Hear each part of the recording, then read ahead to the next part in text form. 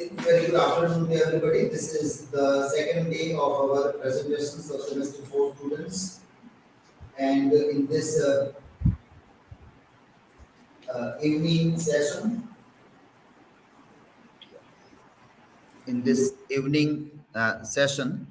the students who are going to make presentations on research methodology.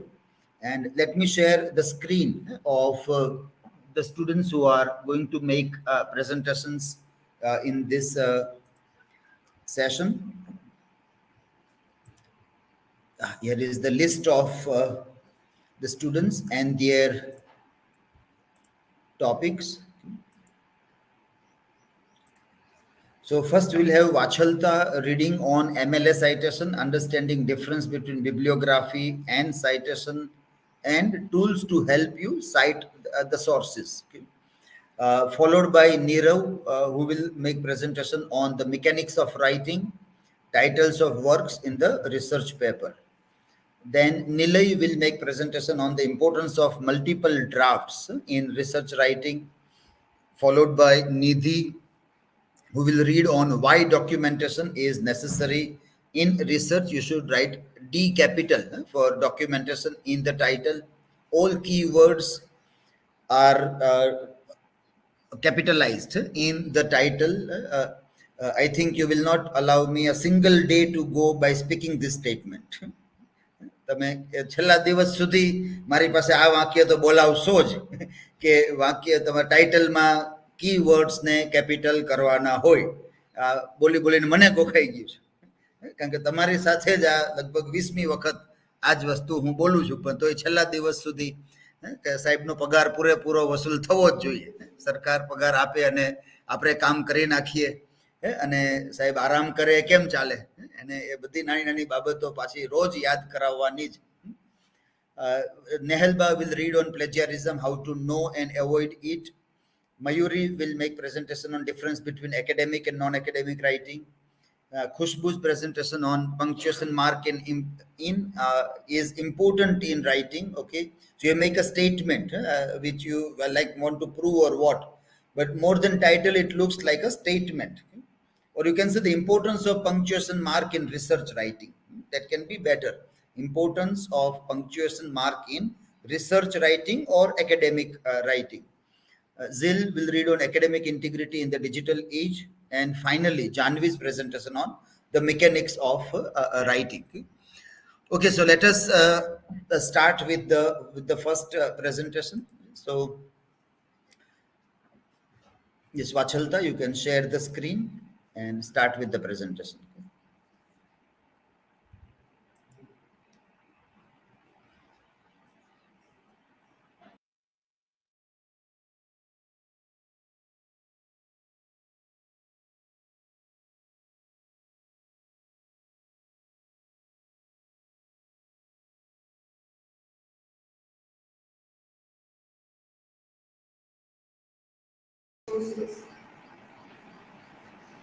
So this is very brief introduction of citation. Citation is how you tell your readers that information in your writing came from other sources and how they can find it. So we know that in research methodology, a very important aspect is the citation. We have to refer to sources, references which we have taken in our research paper or research work or presentation. So things is mentioned that why citation is needed. So please to give credit to from which text or from which author we have taken that topic. Add strength and authority to your work.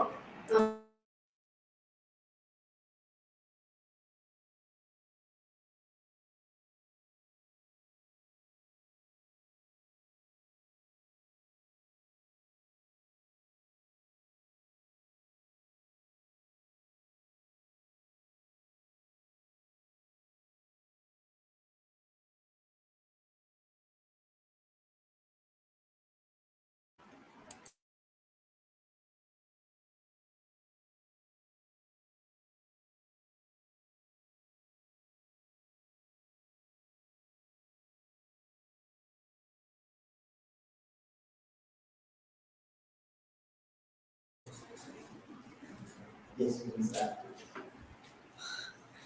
Very good afternoon, everyone. I'm going to deal with MLA citation, understanding the difference between citation and bibliography, and tools which helps us to cite sources. What is citation and why needed?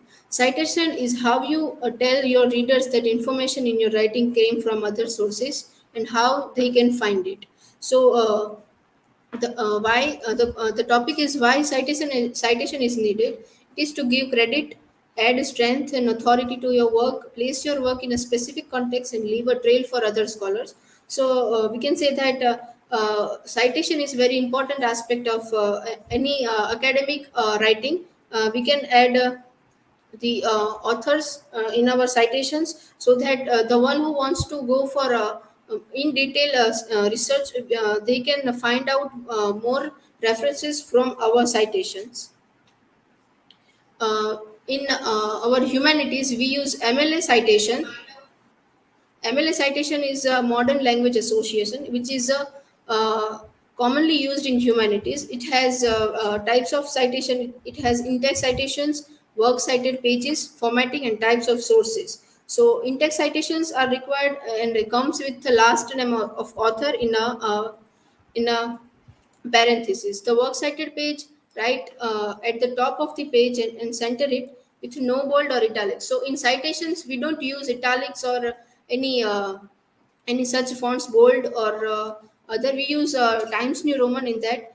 Formatting of the citation is quotation that extend more than 4 lines should be formatted as block quotations.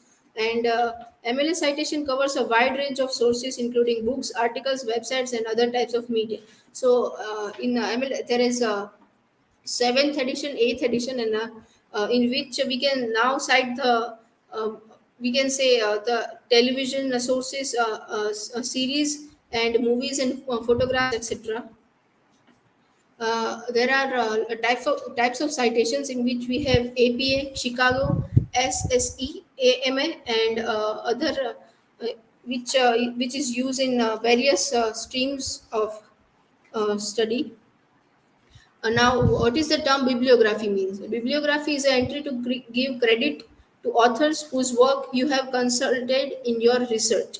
So, what is bibliography? Is something we have referred in our reading, not in our research writing. Bibliography is a list of books, scholarly articles, speeches, private records, diaries, interviews, which is uh, which is which is other sources use when researching a topic and writing a paper. The bibliography appears in the end. So while we have attended our dissertation meeting, we have told by our supervisors that there is a difference between citations and bibliography. Citations is we used when we take some topics and aspect to put in our research work, and bibliography is what we read to grow, to enlighten our knowledge, which we use to put in the end of the research work. So, difference between citation and bibliography. What is citation? Is a list of writers' works in their content. The citation listing is in alphabetical order, where the author's last name comes before the first name. So, in MLA citation, the author's last name comes before the first name. So, if we have the name Arundhati Roy, then we'll have Roy Arundhati. Then bibliography. So bibliography is far different from the citation and references. Writer needs to mention the sources they have read, not given in their work. Least included in the name is all the works writer has gone through for writing the paper.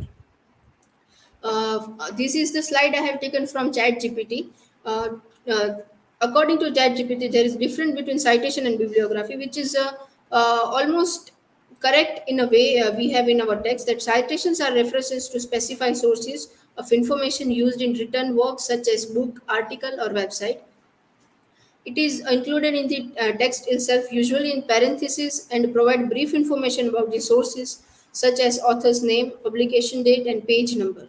The purpose of the citation is to give credit to the original sources of information, to allow readers to locate and verify the information being used in the text. And while in a bibliography, a list of all the sources consulted in preparing a writing work, whether or not they are cited. A bibliography typically appears in the end of the paper. So, as mentioned in the previous slide, ChatGPT gives the same answer, exact same answer, that bibliography appears in the end of the paper or book. The purpose of a bibliography is to provide a comprehensive list of all sources used in the work so that interested readers can find and consult those sources for further information. Now, what is citation according to ChatGPT? Citation is a reference to a source of information such as book, article, or website. Uh, Citations can be formatted in different styles: APA, MLA, Chicago, depending on the academic field of publishing venue. So both the meaning of citation in our text or ChatGPT is giving the exact answer of what is citation. Now, I have given one example of MLA citation from ChatGPT. Here, I have asked for cite the book Ministry of Utmost Happiness in MLA style. So, it has given the exact same citation, and I have checked out that it is whether it is right or not. It is actually right. So this is the ratio of students' most common citation errors, which we have gone through a lot. That mostly we mistake in our format citation. We do use wrong citation style, and these are the errors while we work in citations. So sometimes we mix MLA and IPA, and incorrect paraphrasing or failing to cite a quote or idea. So sometimes what happens that we forgot, we take a source from, we take a quote for somewhere, and then we forgot to cite, and then it is not the correct way to cite. Then we are not submitting the full bibliography, and self plagiarism and citing the wrong sources is the common errors we go through while citations. So here are my work cited. Thank you.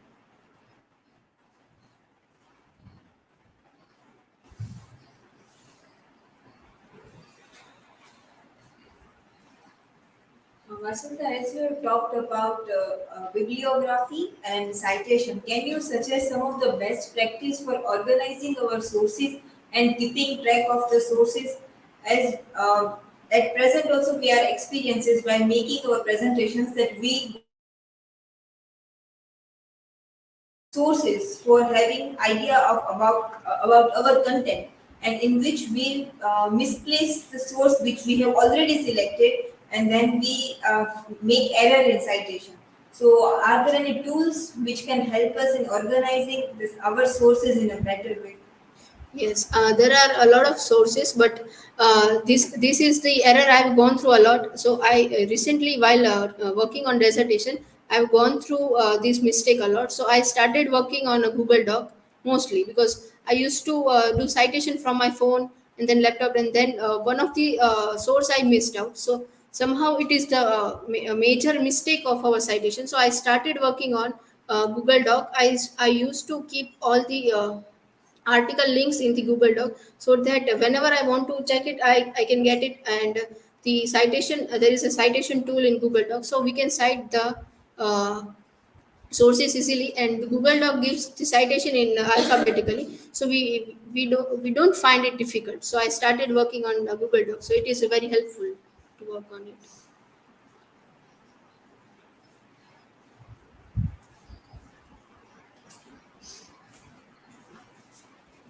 Vachchhalata, my question is, can you elaborate on the aspect of citation which is that leaves the trail for scholars?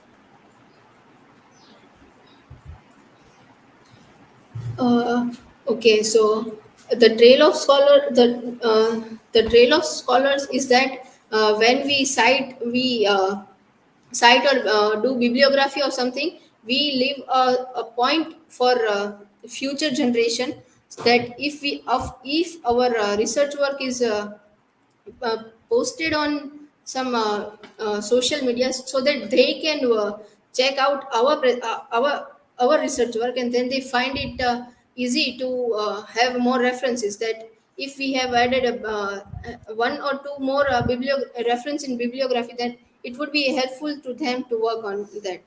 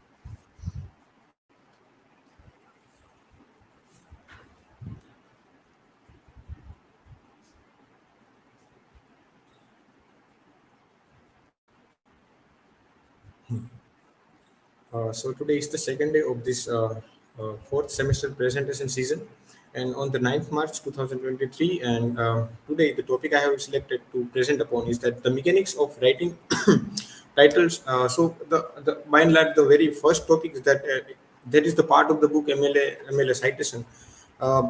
This is the chapter, and in that chapter I have focused upon these titles of works in the research paper. So we will see. So first of all, let us see. First, the thing is that the whole book comprises of 8 chapters, and in that chapterization, the third chapter is the mechanics of writing a research paper. So in that, we are having 8 subchapters. So in 8 subchapters, I have selected the 6th one, that is the titles of works. So whatever title we want to give in our work or in the research paper, in the research paper. So how it should be or how it can be written, we will see in the further slides. Okay, so how so in subtotal 6 points are there in writing a title. Like the first is that capitalization and punctuation. Second one is italicized titles. Third, titles in quotation marks. So how quotation marks are used, and titles and quotations within titles. So within the titles there are quotations and exceptions. So there are some exceptions, certain titles. So these things we will look at very briefly with examples as well given in the book. So first thing is that capitalization and punctuation. So first, see, there are rules like in certain parts of speech we have to capitalize several titles. Like the first is that parts of speech such as nouns, pronouns, adverb, adjective, and subordinate conjunctions are to be capitalized. So these things are to be capitalized. So noun, for example, we are having the great Gatsby. So great again is an adjective, so it should also be capitalized in the giving the title. Gatsby is the name of a person, so it's capitalized there. And second one is A Thousand Splendid Suns by Khalid Hosseini. So it is also capitalized. You can find in pronoun what will happen. So save our children. He goes there. So these things, see, this kind of are informative things. So we will go through it very briefly. And verb will be there. So I of big brother watches everyone. So watches will be capitalized. So many things are the adverb. And let us move to the another thing.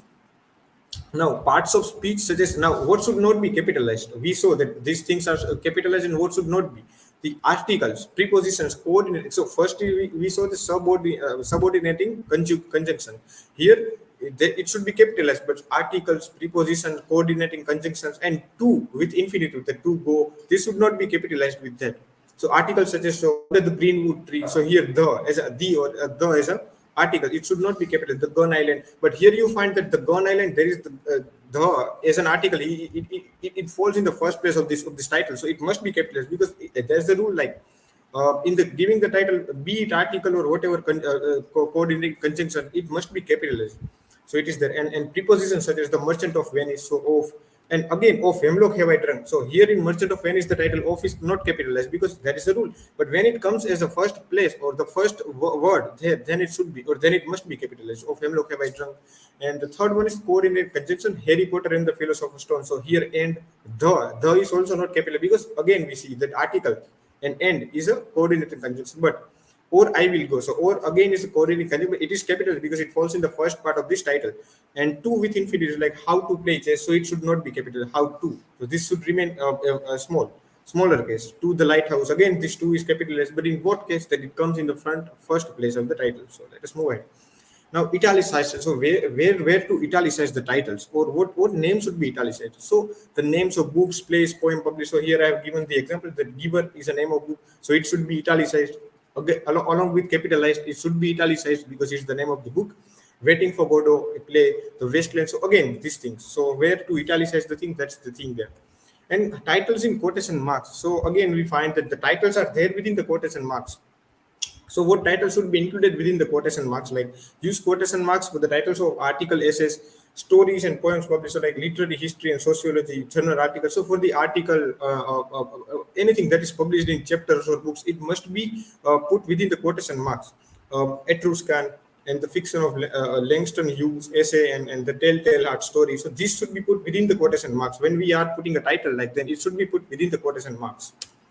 And titles and quotations within titles. So now again we saw here like this titles in quotation marks. Now what are we getting? The titles and quotations within title. So there is one title, and in that title we want to mention some other story. Like we saw the telltale heart, it must be kept, put in the quotation mark. But what suppose then the main title it comes in? Then what will then what can be done? So here one example we can find.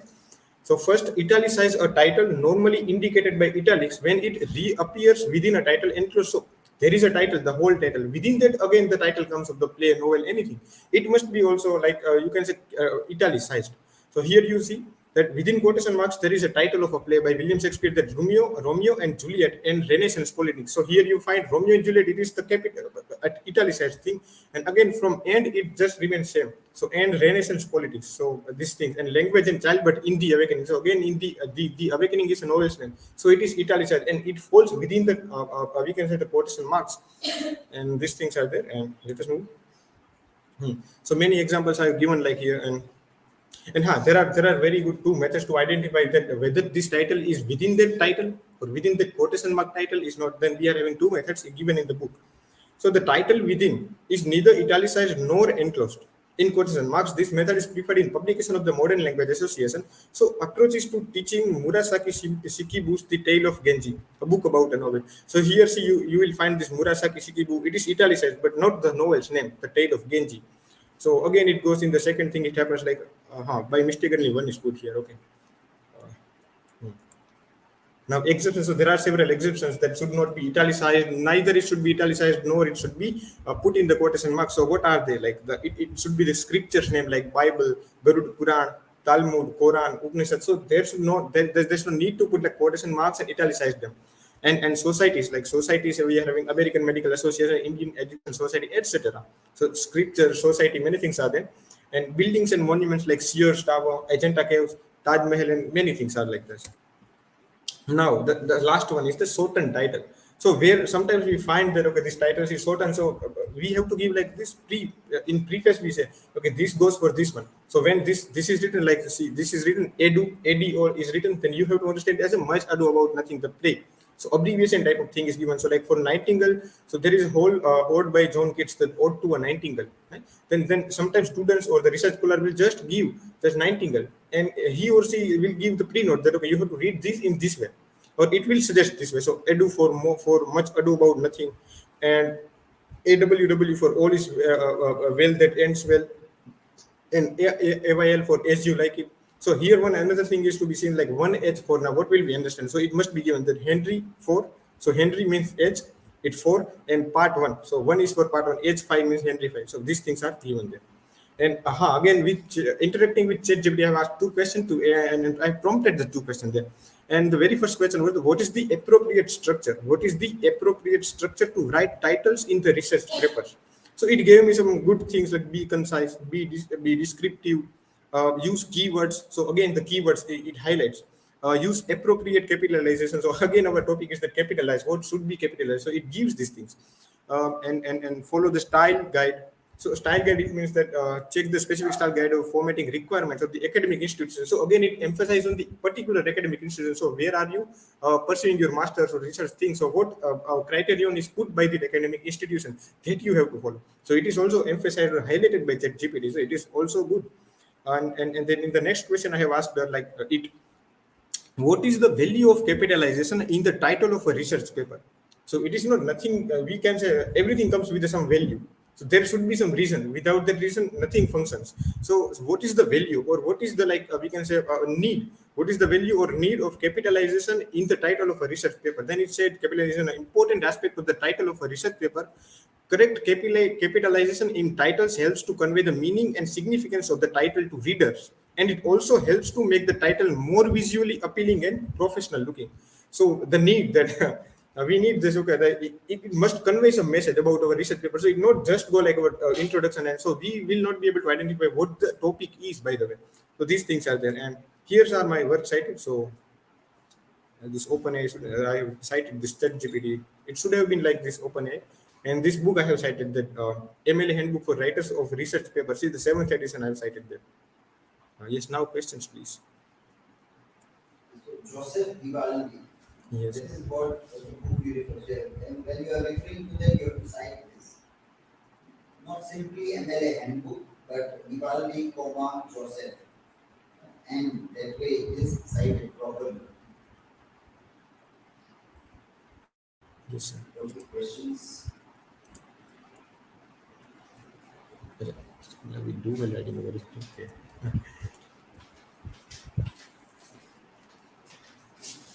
Nirav, what is the common error we do while research work? Yes, the common errors, like, see, there are common errors in terms of we doing the citation. Like we cite something, and then suppose in mine happened that I have provided two other names, like this Nicholas is there, and Rosemary is also there, but this citation is not showing. So this mistake can be done. So it must have been like it should have been like, oh, once again checked, cross-checked by me, but this mistake that done by me right now, it can also be done. So Gibaldi said this name will work, this citation will work, but along with I have provided two other name of the subordinate authors as well, but it is not showing right. That's why I'll have to check it now. So this type of citing mistakes we have to check. So whatever we are citing, we have to look at whatever details we have provided to the citation machine or wherever we are citing, is it coming in the citation or the end result of the citation? That we have to see. And again, the alphabetical order. So these things should be like checked once we cite these things. Then yes.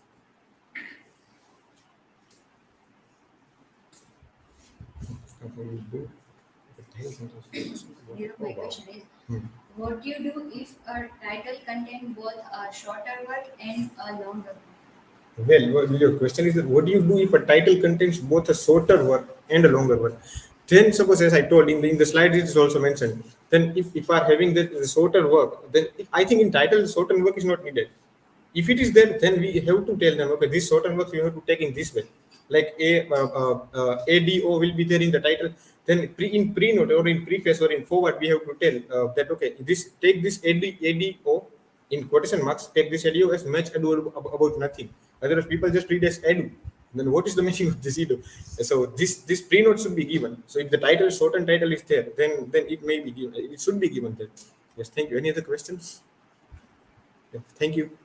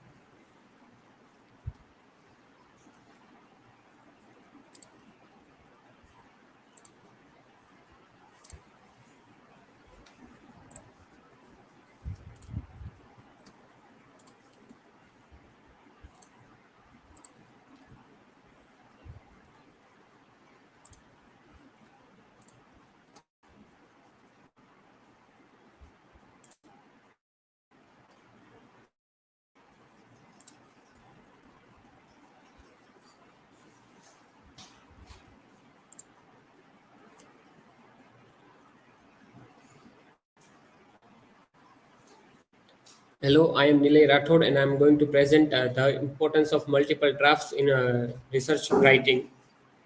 These are my informations. Table of content. First, we will discuss the three major top content. First draft, writing with word processor. Subsequent draft, then writing with word processor.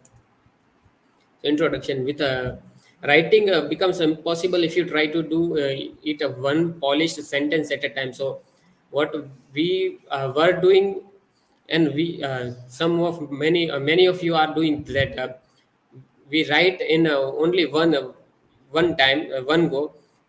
We don't make different drafts. So we try to complete in first trial, so it will get very rough, and we find many grammatical and other mistakes in our writing. And as well as Summer observes that students writing regards rewriting as a process of cleaning up the first drafts. Why I have asked this question to chat gpt, why writing multiple drafts is necessary in research writing.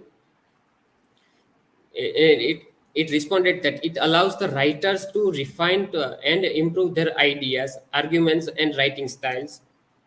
Research writing is a complex, time consuming process that involves gathering and analyzing data, synthesizing information, and presenting findings in a clear, concise manner.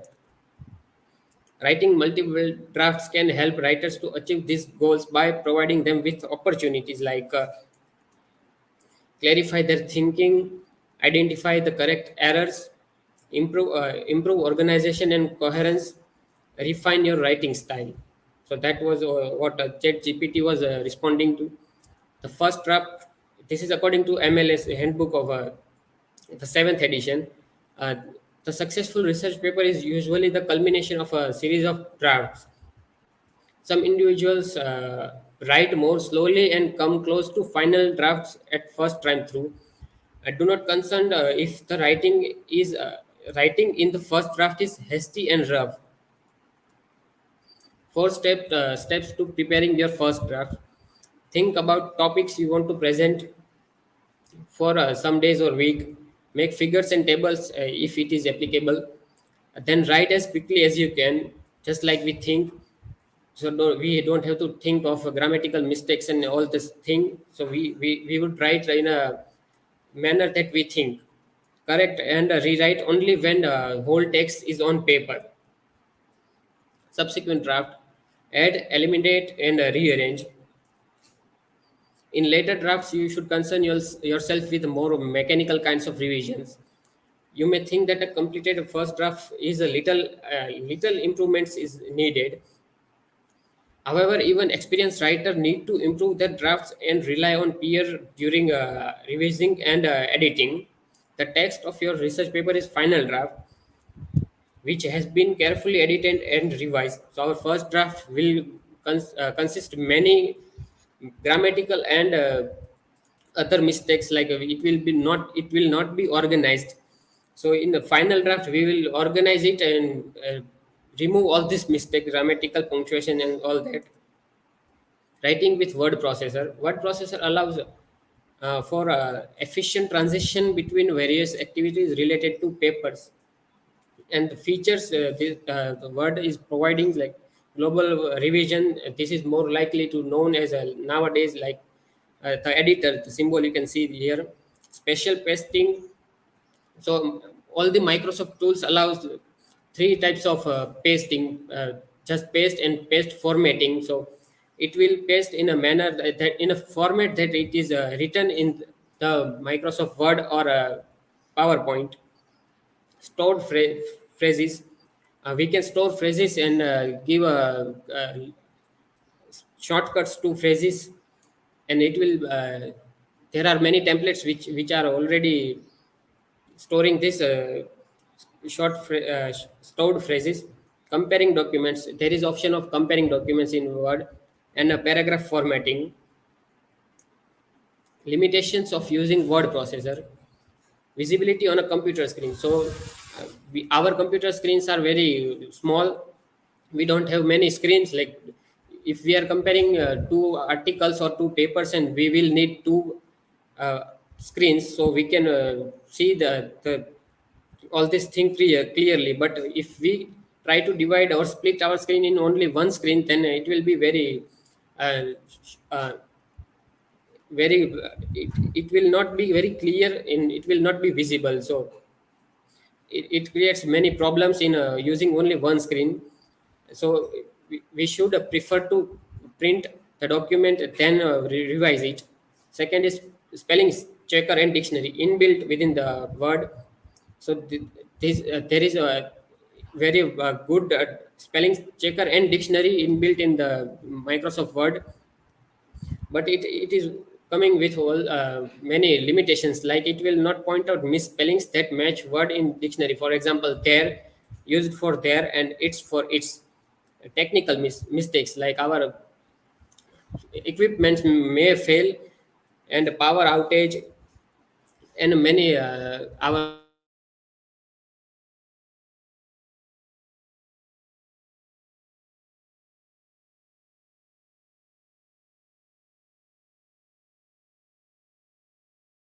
those who are have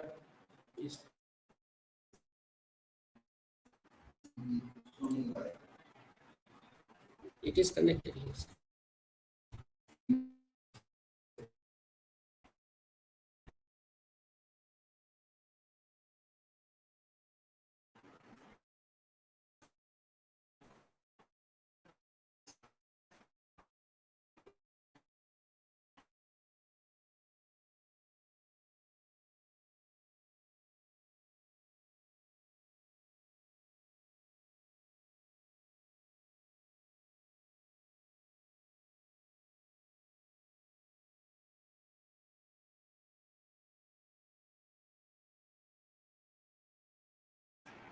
Now I think it is disconnected. Reconnect.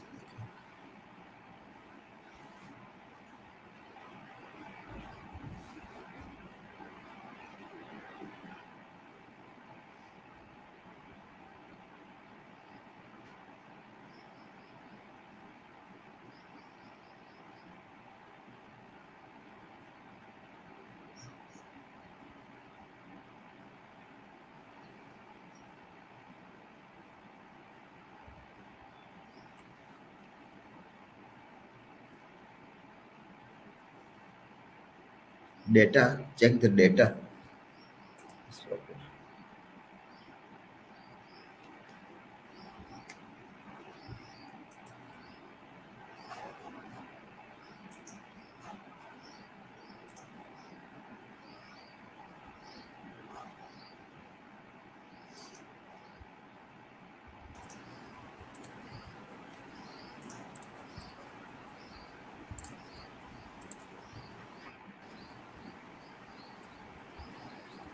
You've seen data in that? Yes, 6 GB says. Okay. Okay, so there are many technical mistakes and equipment failure that we may face, and these are the limitations of using Word or any other tool. These are the works cited.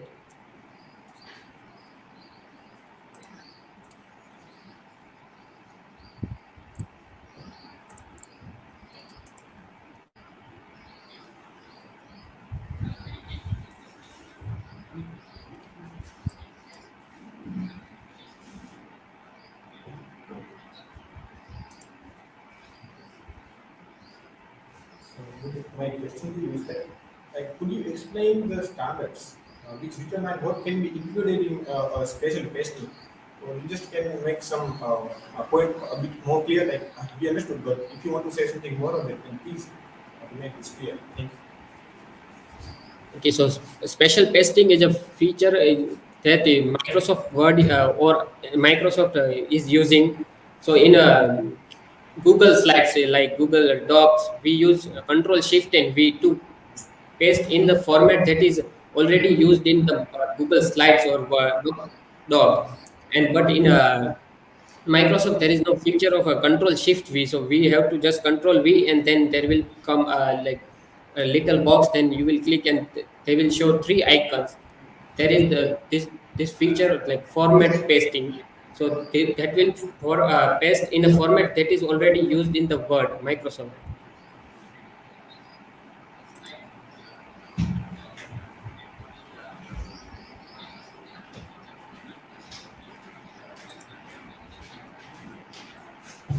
Here the question is sometimes it randomly gives us spelling correction. So should we completely rely on it or not? Grammarly, yes. We should not rely completely on Grammarly and there are inbuilt spelling checkers, because sometimes we are using some words or terms that may not be grammatically correct, but that is correct in the format which we are writing. So grammarly will think according to their data that it is a wrong term or wrong, this is grammatically mistake, but that is not a mistake, but it is intentionally used by the author. So there may be some cases like that, so we should not completely rely on grammarly. So that's all. Second last slide. Here it is distorted. That will be submitted here.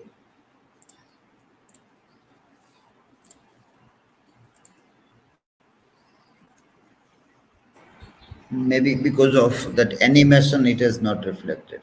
So this have you taken from this MLA or Yes. written on your own? No, MLA 7th edition. Yeah, everything or last point only? Everything. All the points you have Yes. taken.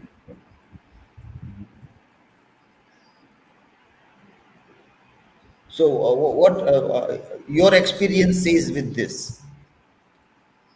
When you write like something you get from any resource, so we add with our experience Yes. that whether it matches with this, we agree with that or disagree with that.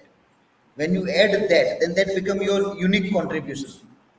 So when you write dissertation also, various sources tells that here it is this, there it is this. Now whether our experience or our understanding or our interpretation matches with that or differs, that when we add, that is our contribution in that research paper, presentation, assignment or dissertation writing. So that first like visibility on computer screen. Yes, like whenever I use Microsoft Word, like I said, there is a feature in every laptop, splitting screen. So I usually split in Microsoft Word, and there is another reference document.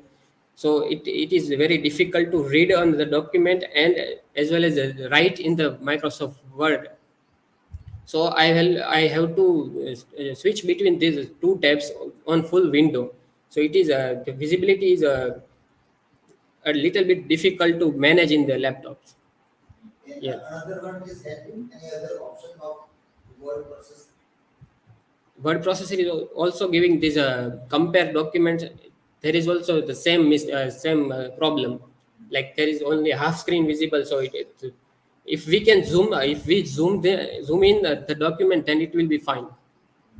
So like how we come to know there is a limitation in this. When there is some other people giving that facility, then only this becomes limitation.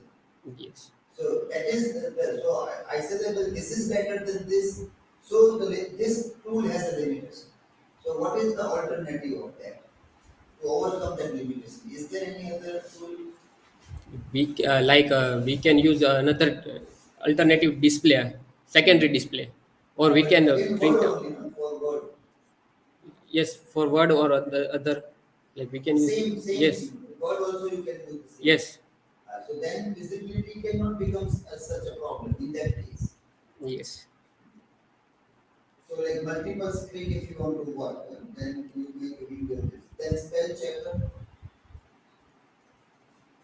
Spell checker, like there is like this is given example, like it will not spell out the there and there, but now it is developed so much that it is including editor, so that editor option that will that is giving plagiarism checker also and thesaurus. So it has given many options. So it was That limitation might be overcome. yes, and this was written in 2009 7th edition. So then it is way back. Yes. So that those changes are necessary when we are reading or whenever we are making that we can't take everything as it is. So our experience of using that is very important. So how we can say. So we can also see whether they have referred which version of what they are talking about and which version of the words people are using when they talk about or any tool. There are various versions. So if somebody is using a free version which is old and says these are the problems with Word, You have to tell that, well, no, it is not a problem. You buy the latest one, buy it. The latest one, and your problems are solved. So, let us be very clear that if you are using free version of the things, then these facilities are not free. So that doesn't become a limitation of word processor. Okay, then what is this? Technical. Spelling that match word is there used for there, or it's for this. Last one, technical listing, human failure. So technical failures, equipment failures, Okay, that will be with all all gadgets. kinds. All like any technological gadget will have that problem also. Okay, so you have to keep on adding your own things along with all these things. Whenever you refer or write, even in your dissertation also, don't think that once that draft is ready, you don't have to really make any changes now. We will suggest you also, but this also you see that how you can, when you write about anything, how you can interpret that with your context and add something, a paragraph, two paragraphs with whatever things you have read and refer. That is very valuable contribution that you are making in research. Next one.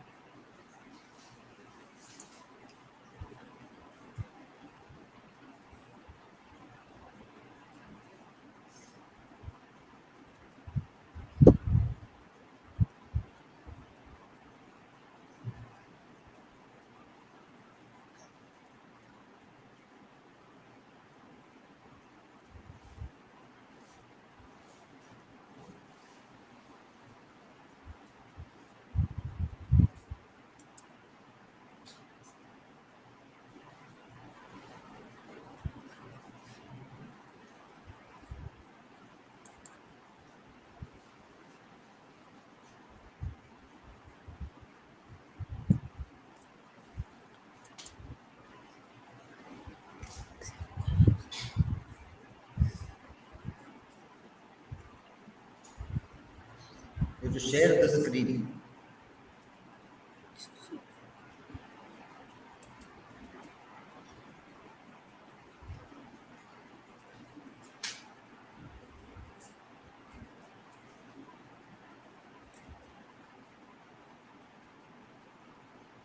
Not finding PPTs.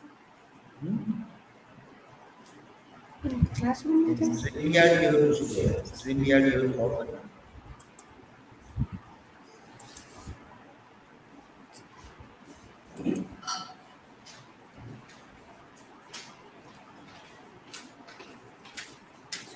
PPT not cool. Cool. Cool. It's this one.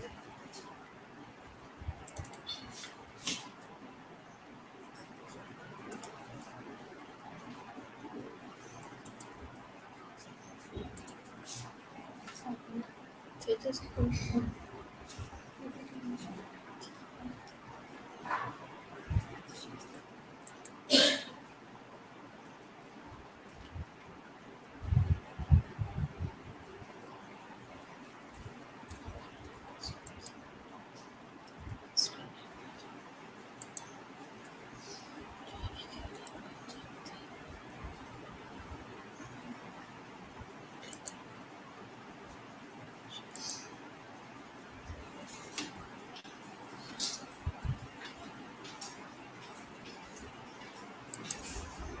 What was the problem? Not finding my PPT. Sheet not find that.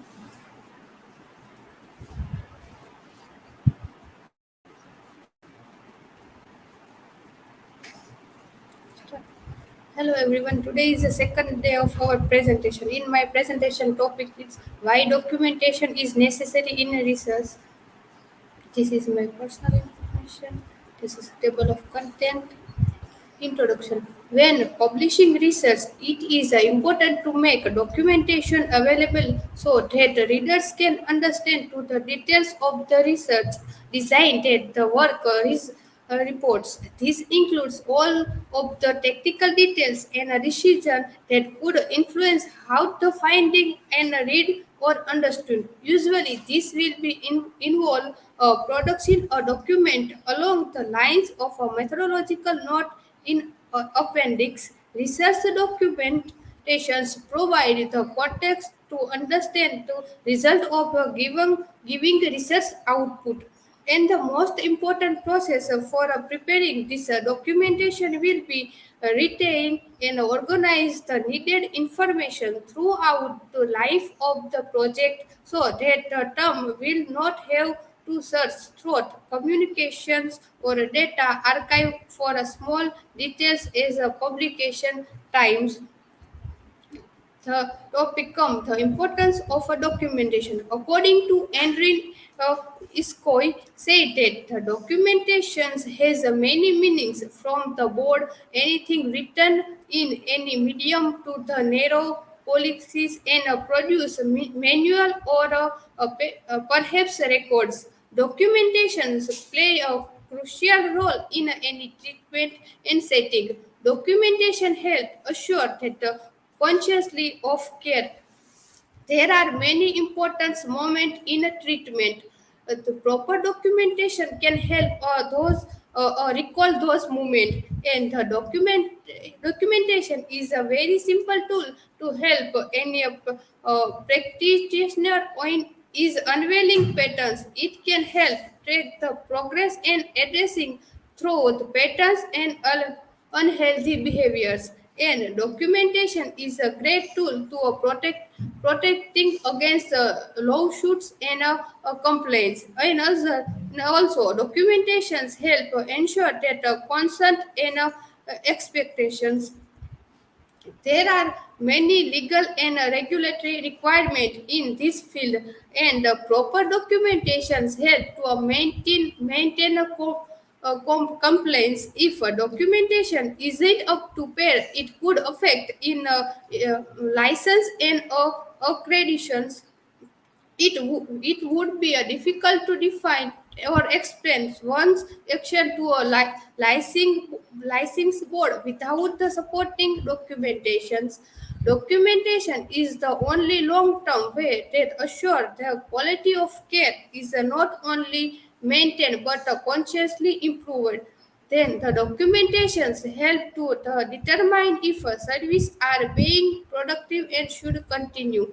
According to Christine R. Woolver, he said that perhaps the best tip for knowing when the document is to use common sense. If writers are careful to give credit where is due and to provide the readers with easy access to all the source material, the text is probably documented is appropriately. Why documentation is necessary in research? That the documentation in research is critical because it's allow people reading finished work to trace point and information back to their original resources and to discuss with the ideas belong slowly and to the author. This is particularly important for individuals active in a similar field. Both their feature research and the engagement in the constructive mutual criticism. In the legal term, proper documentations also help writers avoid such a transition as a plagiarism and the left of intellectual property. The importance of documenting research. They give three parts. The first is give and take credits, make research shareable, and produce honest and valid work. In give and take credit, he said that properly documented research is easier to cite, share, and take credit for. When you use data for information from another sources in your work, you need to give the proper credit to the original researcher. In the world of science and research, it's important to share ideas and build off each other's work. If people spread ideas and research around without the proper citation, it gets harder to trust and validity of the information you read and share. Proper credits allow to researchers to learn from each other and creating even more ideas when we meet together. Then another to make research shareable. In this topic, your research can help readers better understand the information and ideas you are writing about. Then by properly documenting this information, then the helps other to reach your sources.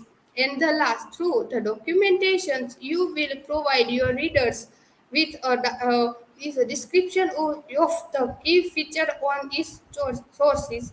Produce honest and valid work. When you know the importance of documenting research, their integrity shows up in all the work you produce. Make sure you peers know that the efforts you put in your papers by showing the resources and the methods by use. By documenting your research throughout the entire process, you add honesty and authenticity in your work. Over time, this will be help you gain acknowledgement and the respect in all your work, and your mistake is lead of others at the wrong directions. When I put in my topic in GPT, he gives six reason in a crucial in a research for several reasons. He gives a very mixed answer.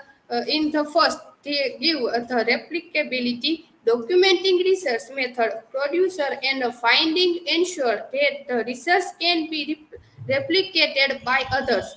Replication is the fundamental principle of a scientific research, and documentation enable their research to verify the result and build upon them. Then other the transparency documentations help to ensure transparency is the research process. By documenting all aspects to the research, researcher can demonstrate the validity and the reliability of their findings and helps other researchers to understand how they arrived at their conclusion. In the third, the ethics. Documentation is essential for maintaining ethical standards in the researcher. Proper documentation of research producer help to ensure that all participants are treated fairly and with respect and their rights are protected. The next, the future reference documentation serve as a permanent record to the research. It provides to the reference for the researcher and others in the future who may need to refer to the research and its finding. And the last, quality control. Documentations help to assure a quality control in the research process. In the last, he summarized that documentation is necessary in research because it facilitates replication, transparency, ethics, feature reference, and the quality control. In all in my topic, I have concluded that how avoid that documentation is necessary. That the expression of someone's creative work is copyrighted. For that, documentation is important to prove your claim and conclusion. It is important to avoid plagiarism. There is an old age for a human resource circle. If it isn't written, it doesn't exist. This saying point to the importance and need for a clear, conscious documentation of events.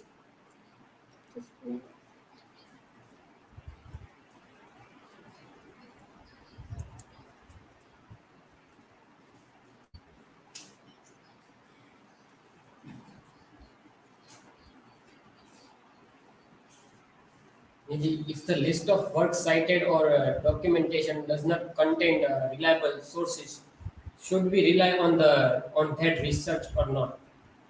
If if you would elaborate.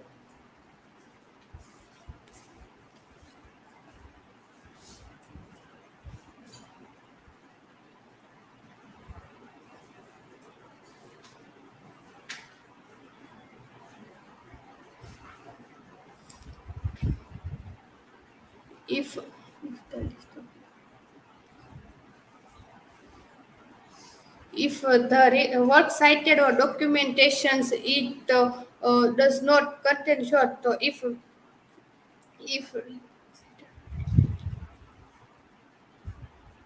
I I have a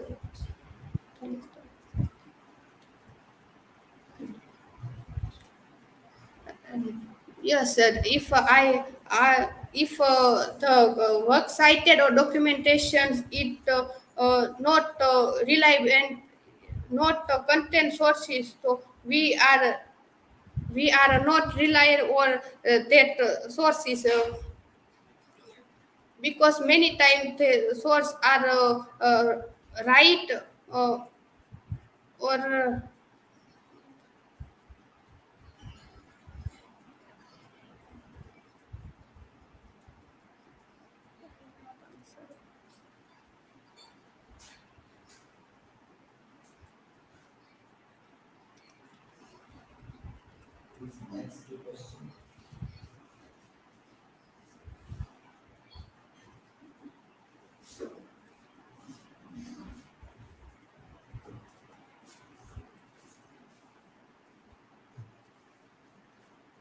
So maybe my question to you is that related to your slides that what connection one can find between reiteration or repetition of already provided ideas by previous scholars and thinkers in their research papers and putting them as documentation of so far research review. So suppose somebody is given the ideas already and if it is not well documented or it is just reiterated without proper documentation. So what would consequences it will bring for in the overall like you can say the end result of this research scholar then who is not documenting properly the already provided idea. So can you please elaborate on that? Thank you.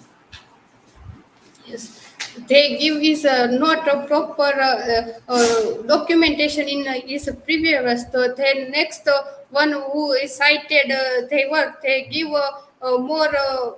They use a more website or more documented, and they give proper ideas on your in his work. And is another one. They use previous work. They use the better source on that, and they give first they use the work, another work is a documentation.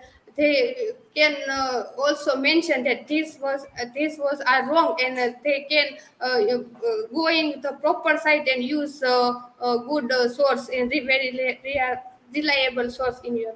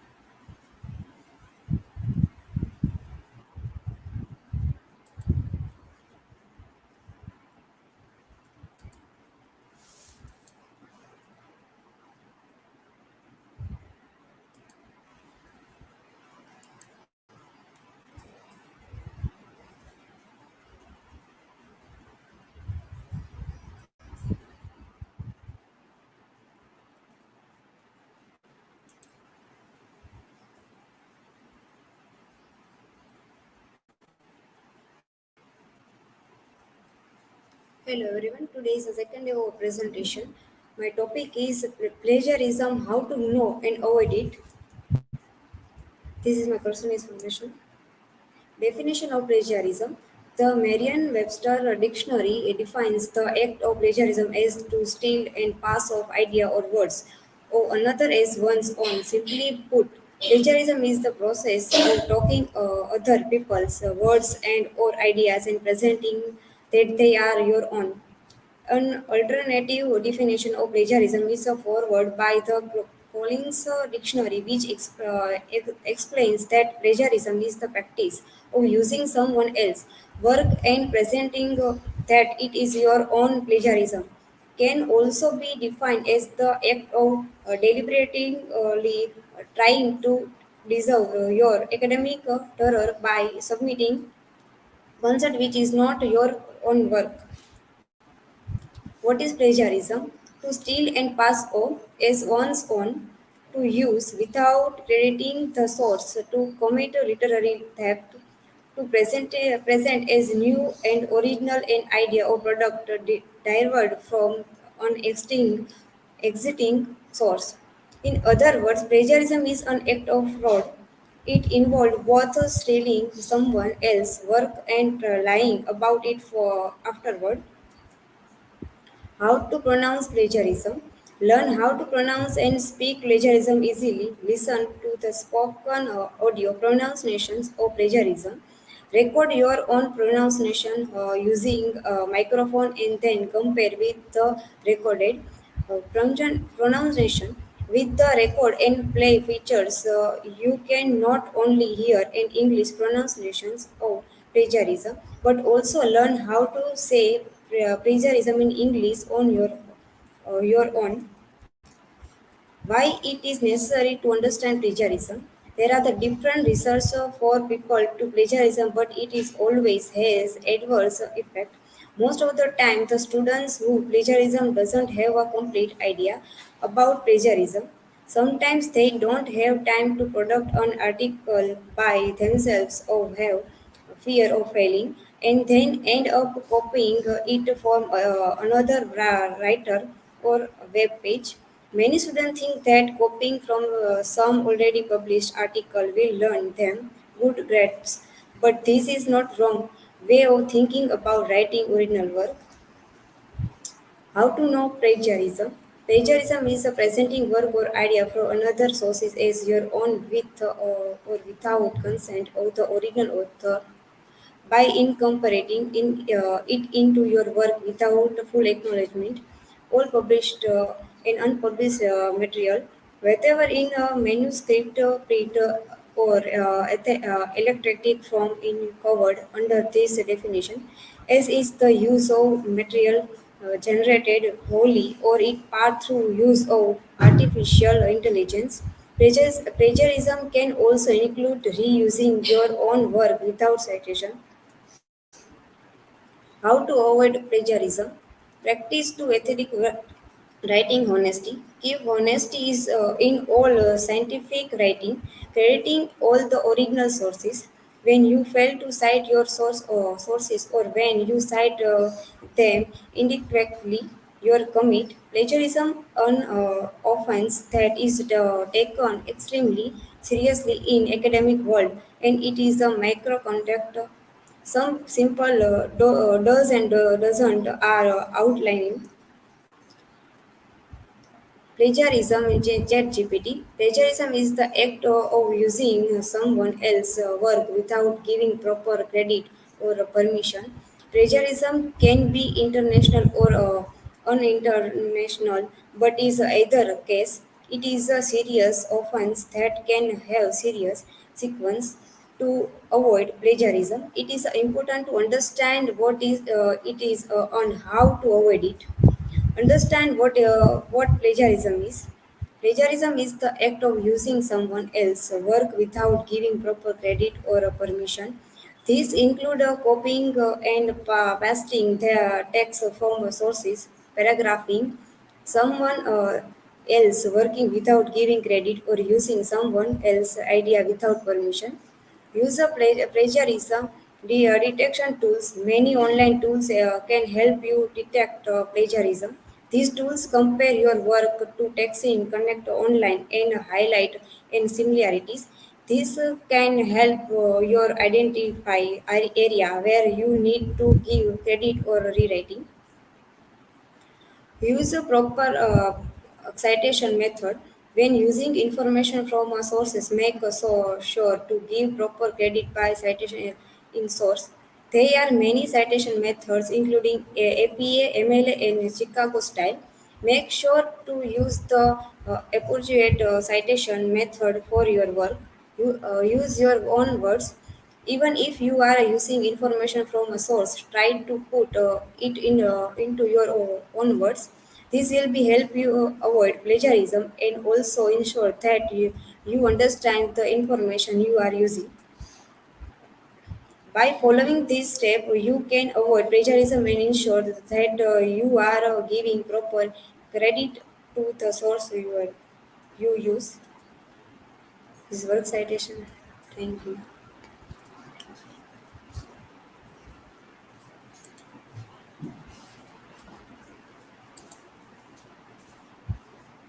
How far can we rely on online plagiarism checkers if we want to avoid plagiarism? Like there are many plagiarism checkers online, so they are giving word limits, and there are many like Grammarly. There, they are premium. So how far can we rely on that to check our plagiarism?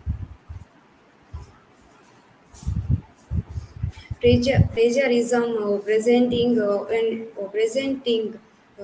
own words, source, many source, and without authors. Uh, your source uh, without full acknowledgement.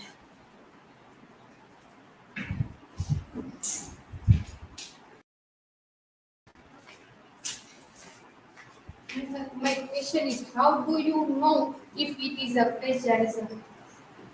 Plagiarism is representing ideas, thoughts in idea thoughts in many source.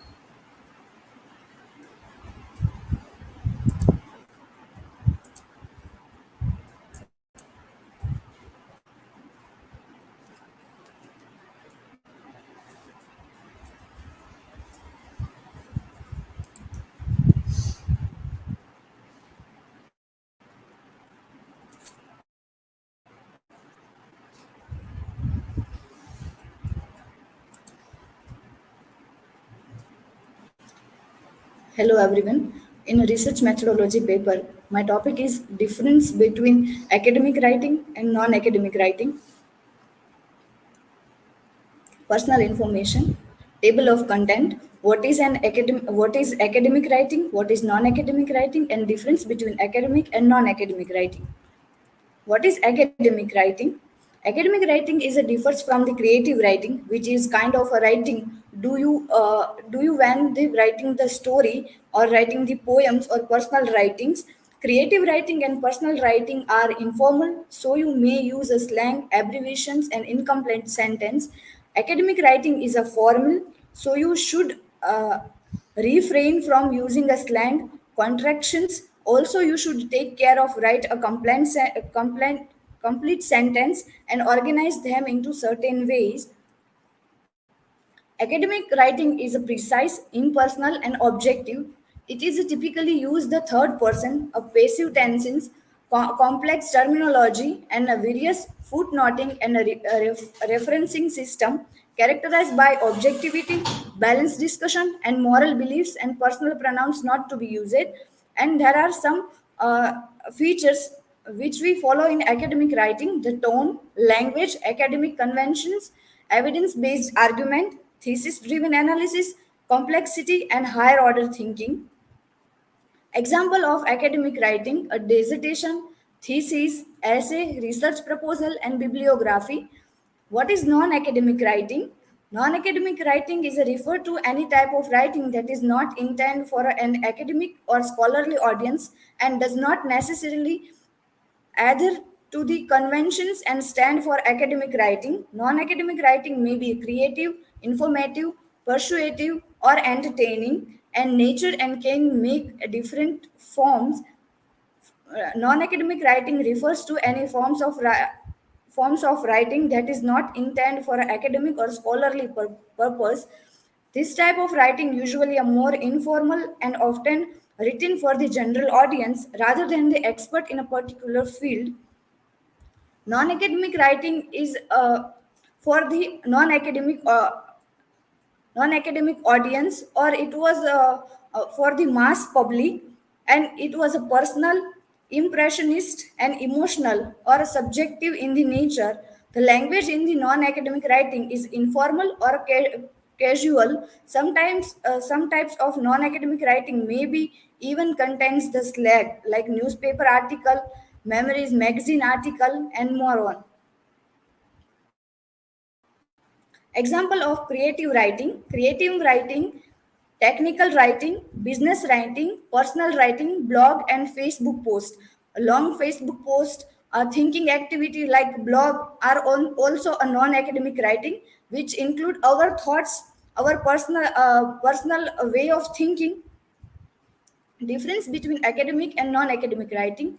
In academic field, this means that takes embody the social negotiations of disciplinary inquiry, revealing how to knowledge is constructed, negotiated, and made pursue, pursue. Rather than a simply examine the nature, writing is actually seen as a helping to create a view of the world. This is because the texts are influenced by the problem, social practice, and way of thinking of particular social groups. The difference between academic and non-academic writing stem from the various factors such as audience, purpose, language, format, and tone. Academic writing is a typically formal and objective, using the technical vocabulary and avoiding the personal opinions. Non-academic writing is, however, can be more conventional, subjective, and may use a more relaxed tone. Academic writing usually follow the strict structure and clear heading section and paragraphs and citation style, while non-academic writing is can a very structured, may not follow a strict formatting rules. Academic writing is often based on the research, data, and evidence, which must be cited and referred correctly. Non academic writing may rely on the personal experience, anecdotes, and opinions. Conclusion. In the conclusion, academic and non-academic writing are two distinct type of writing that serve the different purpose and audience. Academic writing is a formal, objective, and intended for a specialized audience, while non-academic writing is often more conventional, subjective, intended for the broader audience. Academic writing relies on the research, data, evidence, and supportive argument, while non-academic writing may rely on the personal experience, anecdotes, or opinions. Understanding the difference between academic and non-academic writing can help the writers trail their writing style and approach to meet the specific needs of their audience and purpose. Ultimately, both academic and non-academic writing have an important role to play in communicating ideas and information to different audience. As a student of master, we have the bit clearance about the academic writing and non-academic writing. Our dissertation research paper are academic writing. We have the support of the many authors, article, and their argument. While non-academic writing, we write a Facebook post, thinking activity are also in the non-academic writing. A work citation.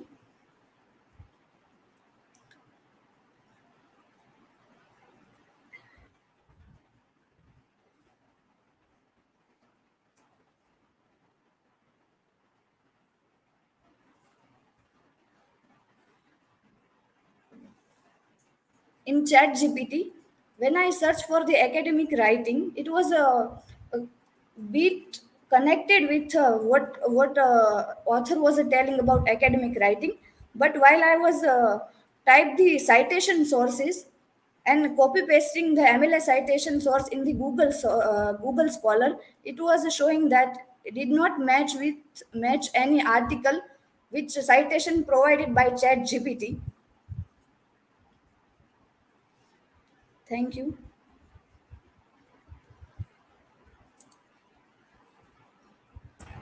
Have you mentioned that citation in PPT? Yes, sir.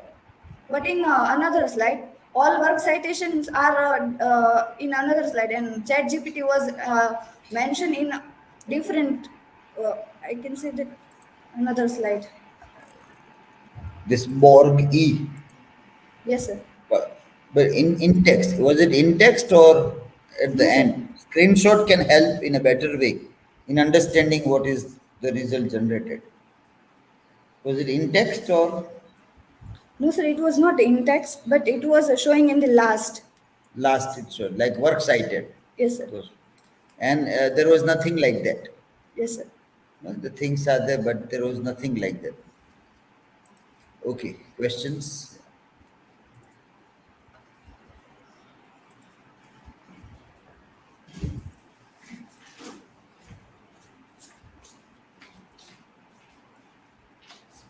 So my question is, how does academic writing differ from a non-academic writing in the terms of their intended audience, language, and overall tone? Academic writing is different from the non-academic writing. In academic writing, we have to tackle our research gap, and we have to present the audience as like a scholar and author we have to present. While non-academic writing are friends, families, and within the business partners. Nothing like a scholarly audience in a non-academic writing. So academic writing is more difficult than non-academic writing.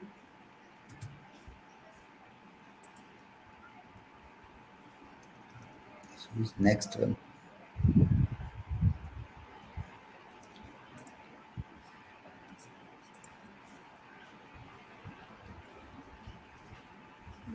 Last question is, what are the similarities of academic and non-academic writing? Similarities which found is that both are important in our life.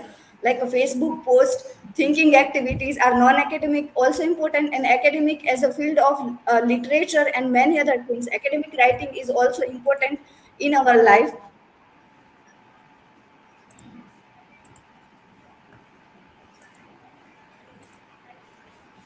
Because so here also we get one reference where uh, this AI is giving us the source, as if it is very clearly written that one cannot doubt also. Systematically, it is correct. Structurally, it is correct.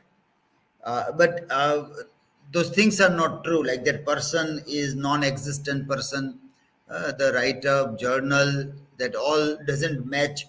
Uh, Even this DOI number is given. So structurally, everything is correct. but there is nothing like that available. So that is one alert that we have to keep in mind, that whatever comes may not be true on chat gpt or reference, and we have to apply our own understanding when we take the things from this source.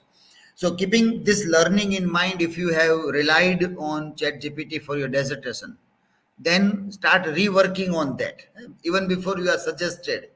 Don't wait કે સાહેબના હાથમાં પકડાય કે નહીં પછી કરશું.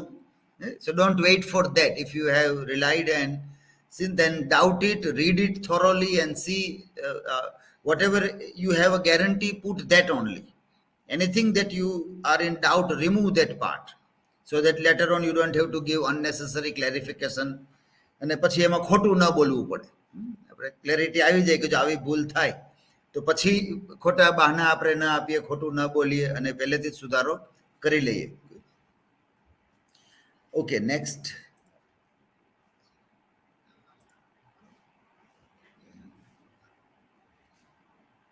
Yes, you can start. Good afternoon. Today I will be talking about punctuation, importance of punctuation marks in writing. Punctuation marks is important because sometimes we forward the punctuation marks to the particular sentence, and that it become meaningless. Here's some of my personal information. These are the table contents. First, we will see what is the Punctuation. Then the basic rules of punctuation mark, and then we how use the end punctuation marks in a sentence, then semicolons, colons, and dashes, then apostrophes, and then quotation marks, and then conclusion and works cited. What is a punctuation? The English language has a system of symbolism and signs known as a punctuation. The act or practice of inserting a standardized mark or sign in written matter to clarify the meaning and separate structural units. This term taken from Merriam-Webster. Punctuation, then other terms is punctuation is the set of marks used to regulate text and clarify their meanings, mainly by separating or linking words, phrases, and clauses. The word comes from the Latin word punctuar, meaning making a point. Why do we need punctuation? Punctuation is as important, or rather a little more important, than the words you use. The way you structure your sentence and the content you are trying to convey.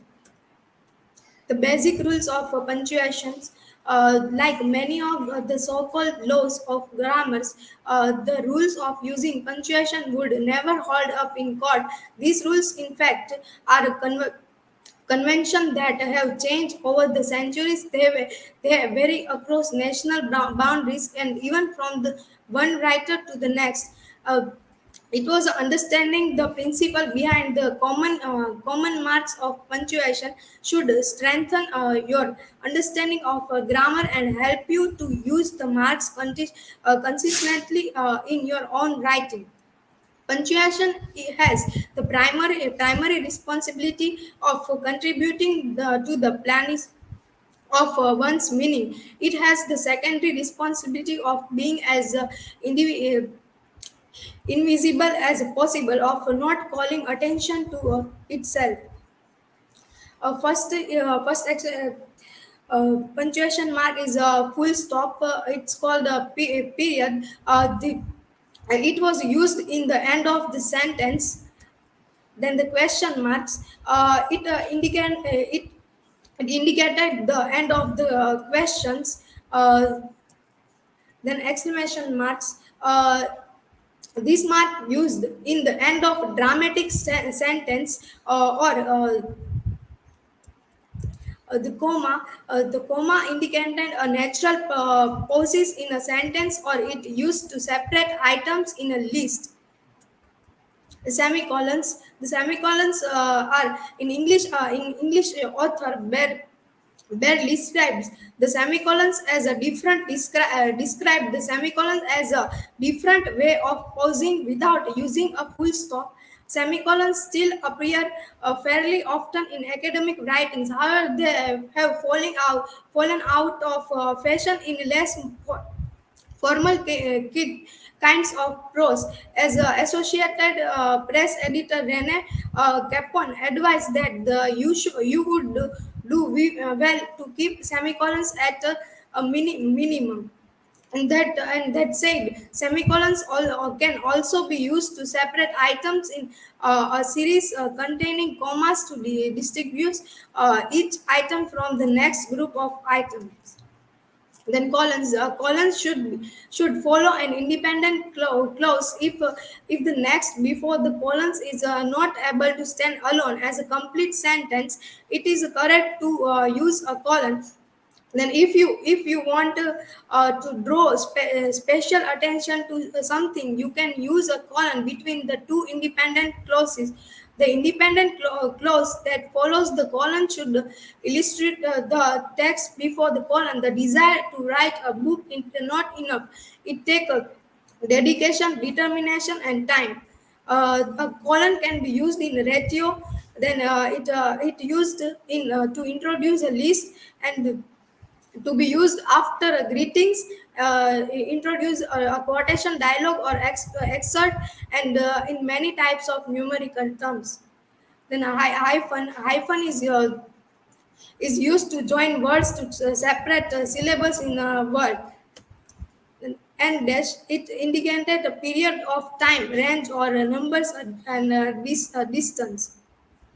M dash is a long dash that can be used instead of a comma, colon, and or brackets. This adds emphasis on enhances readability. Ellipsis point. It indicates its omitted words or to adds effect to a sentence. Apostrophe. The apostrophe is used to show that letter is meaning. This is most common in a contraction. The apostrophe is used to show possession. Here are the ways this is used. We use apostrophe only to show that there are missing letters, or to show that there are missing letters, or to show possessions. uh, Quotations mark. It's indicated the direct speech. When we told someone to we use quotation marks. uh, Parenthesis separate extra information from the rest of the sentence, or add emphasize. Commas can replace them without changing the sentence. Then square buckets, it is used by the editor to indicate extra informations. uh, Slash forward is used to indicate the word or, and can be used to separate the word month and the year. The conclusion, the punctuation mark is very important writing in writing any paragraph, because in if any mistake made, it then the meaning of the sentence becomes meaningless. So by understanding the rules of each punctuation mark and applying it correctly in the same place where it needs to be applied, the writing comes nice and meaningful. Then I asked the Chat GPT why a punctuation mark is important in writing. Then it said that punctuation marks are essential in writing, as they serve as visual cues that help convey meaning, tone, and clarity in written communication. And then it said that, yeah, it's give some reasons that clarifying meaning, emphasizing ideas, conveying tone, and then organizing text. Word citation.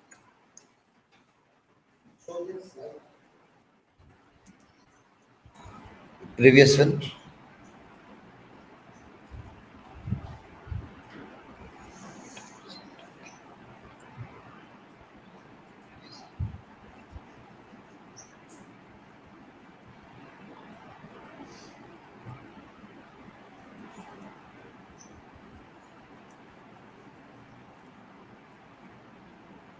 Now, see, the way the example is given, you should have used such examples. You have not used any examples. That how the meaning can change if punctuation mark is not used properly. I was not able to get any example. Have you used any examples? For example, in hyphen you have Yes. said.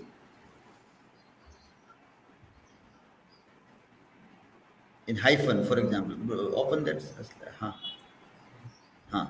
Now, so then good In looking, that self. Huh.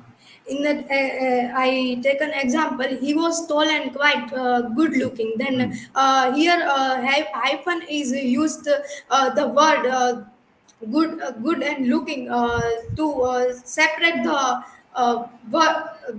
word that Hmm. hyphen used Hmm. in that. Now you then next one is n dash. N dash. N dash is used in the number range of number and distance to separate the word. Okay, then there is this just a minute. Ellipsis. Next one.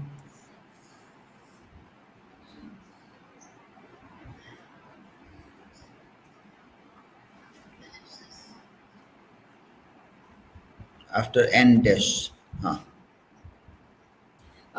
In that example, we went to the city, and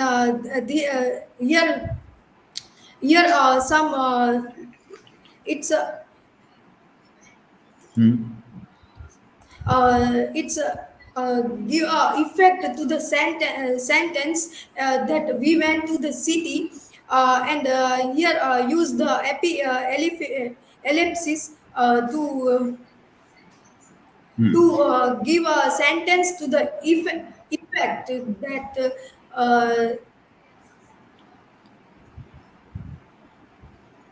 Yeah, we yeah. What is that effect? Yeah. Okay, come to your that chat GPT slide. Now see here, that is point number 3. Seconds. Point number, that is that ellipsis, that 3 dots, yes. conveying tone. Punctuation can this help in tone and mood in written communication. For instance, the use of ellipsis can indicate.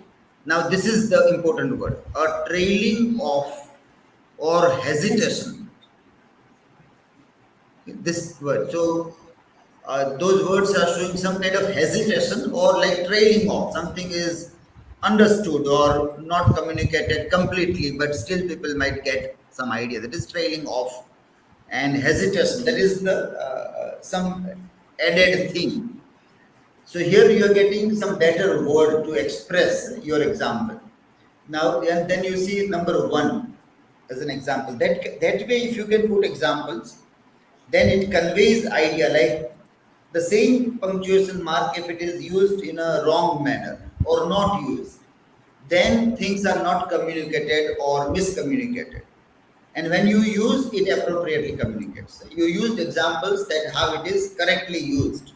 But you have also to add, if it is not used, then what happens? So here they have given example. Let's eat grandma. Let's eat, comma, grandma. And let's eat grandma.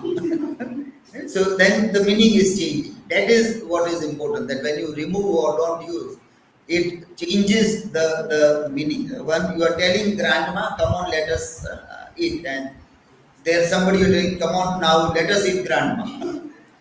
So that another one, that when it is not used, then how it miscommunicates. That if you can find for every each and every punctuation mark, then it conveys the message in a more appropriate manner. So you can say that here, at least in this case, ChatGPT is giving a better result. Like exactly this way, if you write, at least 2 examples are good enough. Then organizing the text.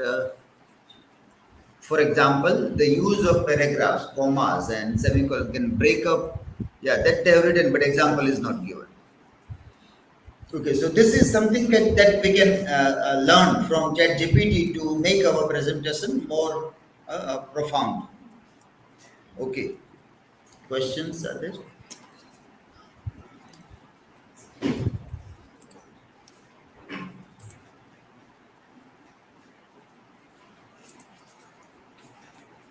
Khushboo. My question is, if someone avoid punctuation mark deliberately or unintentionally, is that making any impact on their writing or research? Yes, someone avoid punctuation mark to their writing. Then sir said that the meaning of sentence becomes meaningless, and it's not proper meaning to this sentence.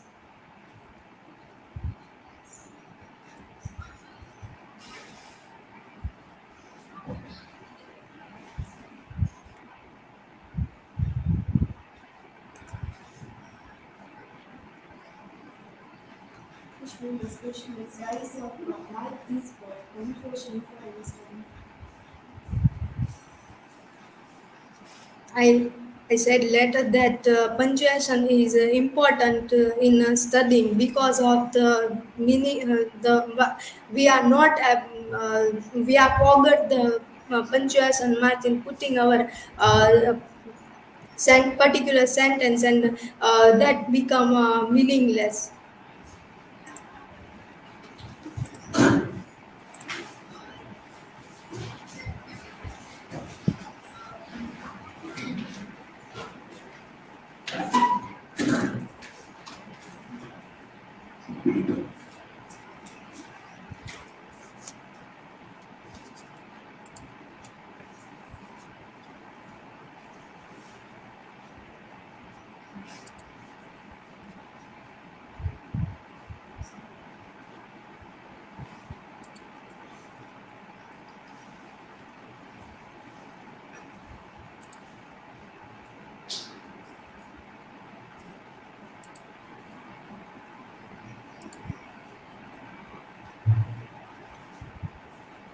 The classroom is closed here. So our classroom is in Dilip Barad at the red So Gmail. change that DPB in DPB.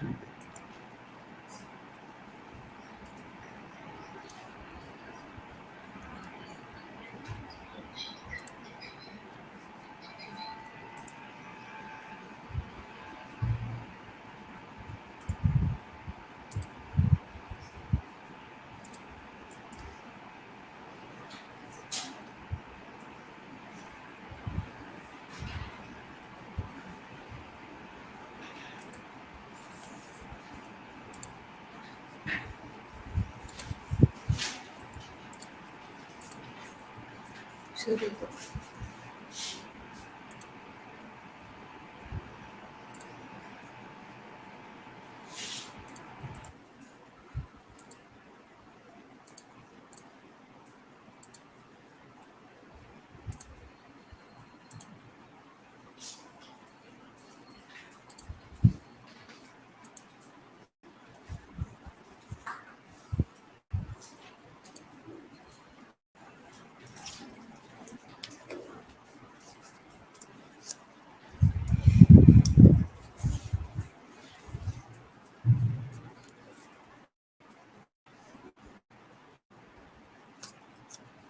Good afternoon, everyone. My presentation in the paper of research methodology is on academic integrity in the digital age. Here is my personal information. Beginning with introduction, Gabriel Mars in the article Academic Integrity in the Technology-Driven Education Era, citing to the S.D. Blum, has defined academic integrity is a set of specific practices revolving around independent work, production of original scholarship accurately and transparently, tracing of sources and others' contribution, and following stated and unstated norms of academic conduct for academic rewards. McFarlane has, in his article Academic Integrity, has given a synonym to academic integrity as academic honesty. So, as an opposite of academic integrity, we can say as an academic dishonesty.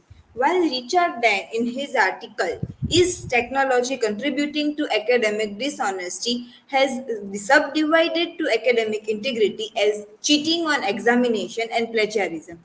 But cheating in examination is seen since years while the children are studying in the school and various steps are taken by the authority and teachers. Here we will talk about the plagiarism.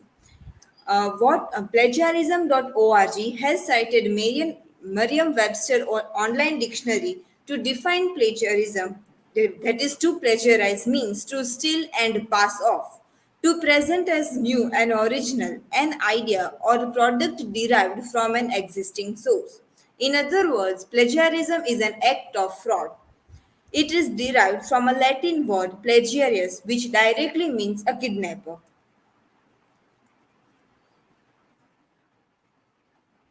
There are forms of plagiarism, perhaps it's not visible due to animation. The forms are paraphrasing. There are three forms which are given in the MLA 7th edition book by Gibbardin, that is apting the paraphrasing as it is, taking the whole paragraph without citing as it is, and then taking the words. And Ramesh Nayak in the article, A Review on Plagiarism Detection Tool, has given types of plagiarism, that is disguised plagiarism, by translocation, shake and paste, structural plagiarism, mosaic plagiarism, metaphor plagiarism, and idea plagiarism. What are the reasons of plagiarism? There, Ryan and McCabe has done some analysis in the article, and through the survey they have given certain percentage that how students are having doing cheating in examination and the ratio of plagiarism. The first two paragraph, that is the survey of Rand and of McCabe, which is cited in Richard Dan's article, is about cheating in classrooms in examination. While the 41% of the students surveyed in 2001 admitted of cutting and pasting material from the internet without citation, and that 68% don't believe that behavior represents is serious cheating.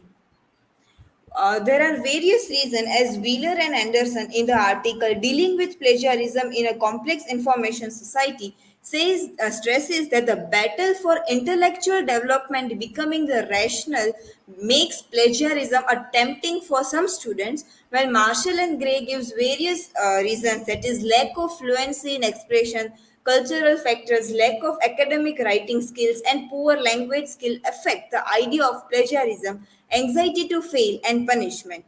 And adding to it, plagiarism may be caused by less understanding in doing references, with which high number of students who fail to distinguish normal citation practices when copying and quoting the words, as well as confused in using materials from other sources.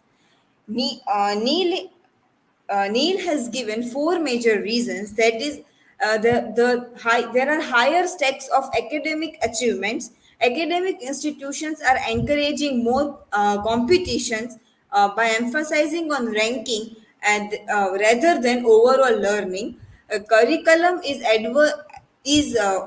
encouraging cheating and trying to cover too much factual information in a too short time, and students actually don't understand what actually plagiarism is. While Hinman has divided three groups of students who cheat, which is in relation to the cheating in examination, and Harris has also listed several reasons why students cheat. That is due to they are natural economizers and they do what is necessary. They face choices and some put off low priorities that do not interest them. They have poor time management skill, and some they doubt their own writing and research ability. What are the consequences of plagiarism?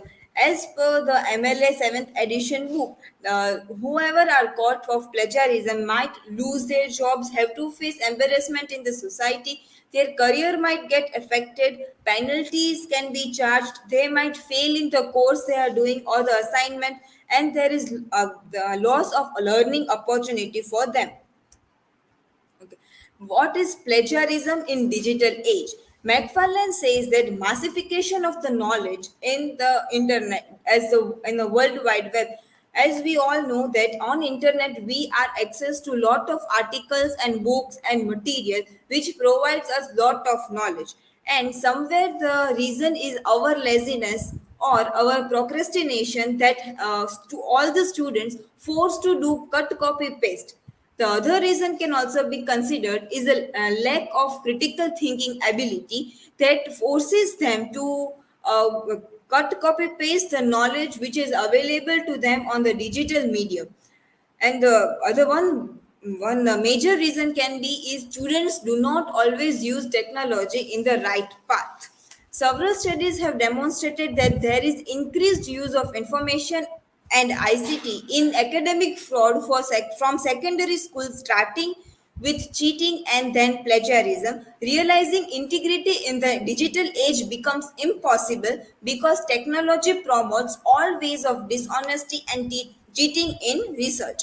The question arises, is technology an only culprit for academic dishonesty? Then we realize that when there were no technology or plagiarism detecting tools, at that time also students used to copy their assignment from the books from the library, which can also be considered as a plagiarism. These things also happen in contemporary times.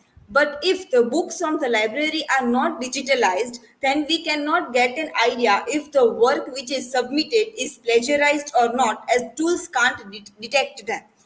uh, as we are as a society, we are blaming the digital age as a reason of plagiarism, but technology and the digital age has came with a solution to find if the submitted work is plagiarized or not. These are some of the examples of plagiarism detector which I have taken from Ramesh Nayak's article, a review on plagiarism detection tools.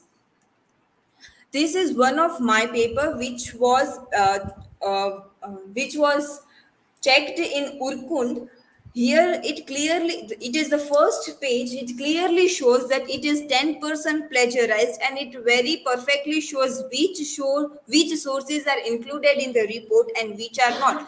And this is one of the second page is I have taken from the PDF, and it shows that how which paragraph, which block in our whole material or our assignment is plagiarized. It is completely copied, and it also gives us the data that from where it is taken and the source is not cited. Here also, as a student and a personal level, I have experienced and seen that if we are getting a large number of similarity, the percentage of plagiarism, we rephrase the data. And as we have got the chat GPT as AI model which helps us in writing, we or anyone from the society or a submitter can give the idea of 4 lines and can ask chat GPT to elaborate the idea, and it gives a wonderful content or a write-up which cannot be considered plagiarized and which can be used in our assignment or anything which we need to submit. How we can prevent? The basic thing which can be done is to promote and spread awareness among the students since the early age about the ethics in academic line, and help them to know everything about the plagiarism and spread awareness. The main role of this is role of spreading awareness among the student is by teacher or authority or institutions in which they are studying. And students can also be pushed to increase their ability to structure critical thinking skills and respect the work of others. Who is responsible for the training of academic integrity? And Morris, in his article, Academic Integrity, a Teaching and Learning Approach, argues that holistic approach that gives us the answer to this question brings together the university, faculties, department, and involves both responsibilities and roles, as well as creating opportunities for staff, including professors, academic integrity specialists, learning technologists, educational counselors, administrators. administrators. By relating to the competencies of each category, higher education institutions shall develop their academic integrity policy and establish appropriate responsibilities. In conclusion, I would say that plagiarism is not an issue which has risen suddenly among the students after coming into the college, but this is developing in the students since since they are studying in the school, and which develops in them through the habit of cheating in examination. Academic integrity is a fundamental value that is critical to credibility and success of educational institute. Rise of technology is not responsible for academic dishonesty. Academic integrity is a digital age. In the digital age requires collaborative effort from all members of educational community, including students, faculty, and administrators. A student can use, when they are cut copy pasting their work from any other sources, they can ask a question to themselves that is this even legal? The prompt I gave into ChatGPT was same as my title, Academic Integrity in the Digital Age. And ChatGPT gave me the same trajectory as my presentation I have discussed. Academic integrity refers to the ethical principle that underline the pursuit of academic knowledge, including honesty, fairness, trust, and respect for the intellectual work of others.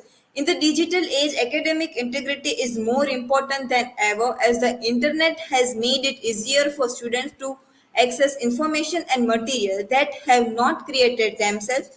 This has led to an increase of academic dishonesty such as plagiarism, cheating, and academic misconduct. To maintain academic integrity in the digital age, it is important for students to understand the ethical principles that underline academic work and to develop good research and writing habits. These include properly citing sources, using plagiarism detection software, and avoiding academic misconduct such as submitting work that is not their own. It is also important for educators and institute to establish clear policies and guidelines regarding academic integrity and to provide students with the necessary support and resources to help them maintain academic integrity.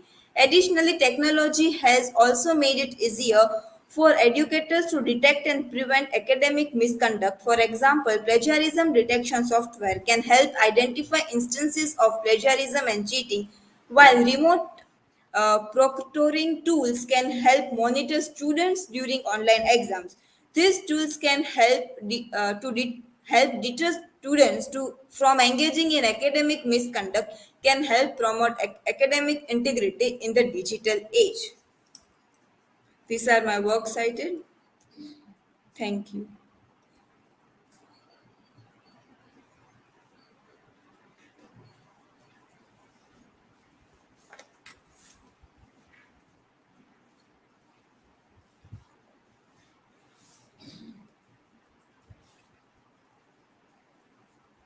Jheel, my question is, how has technology changed the way academic integrity is enforced? Can you please explain what you want to know?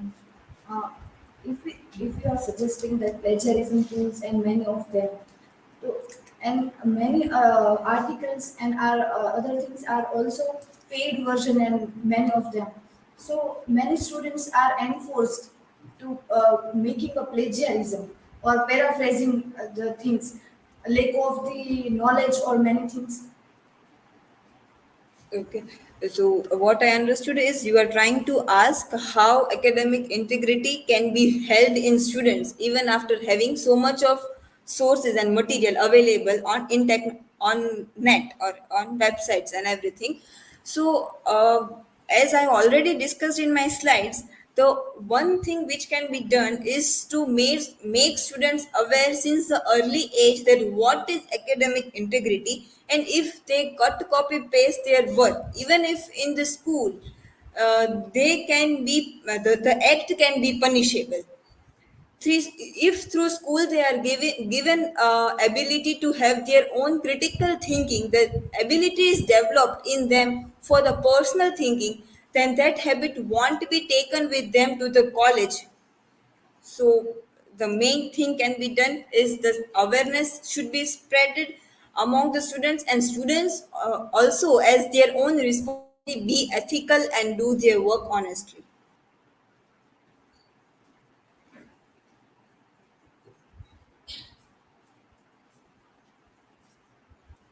My question is that how academic integrity important for the future. So, how academic integrity is important for the future, and if we take with the future research work, then if we will continue doing cut, copy, paste in our working without citing the source, the main reason for citing the source and doing our research work is standing on the shoulders of our writers or the authors who have already done research and give something new, important to the field of research. And if we don't follow the academic integrity, then perhaps the research will be continued and same solution will come, and it will not be considered a prominent and important research in the any field where you are doing your work.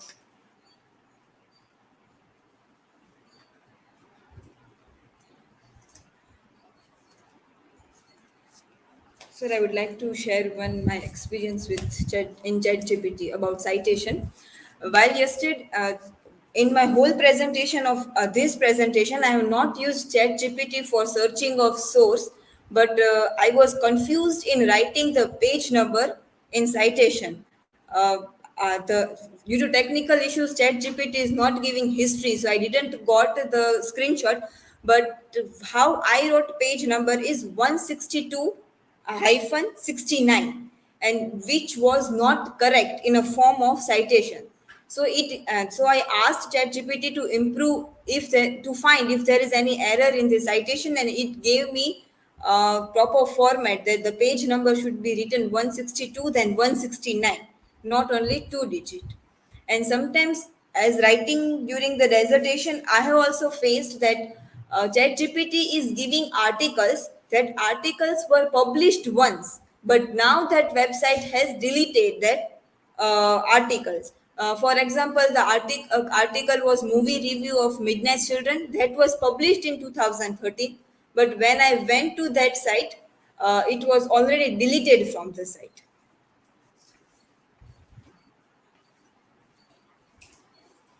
So even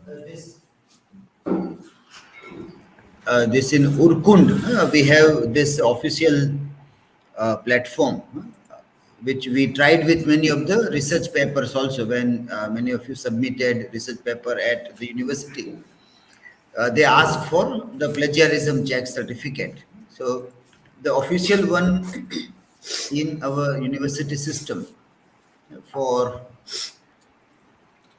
PhD work is this website. Urkund is popularly known as, but now it is OU Regional. So original O Urkund Original. That is how they have made this logo. And now one of the another good competitor or a better service provider was Turnitin. And this was this, but now they have merged together. Both this is it in, turn it in. So this was also a very well-known company, but it was not free of cost. It was paid service being provided, and now they are together.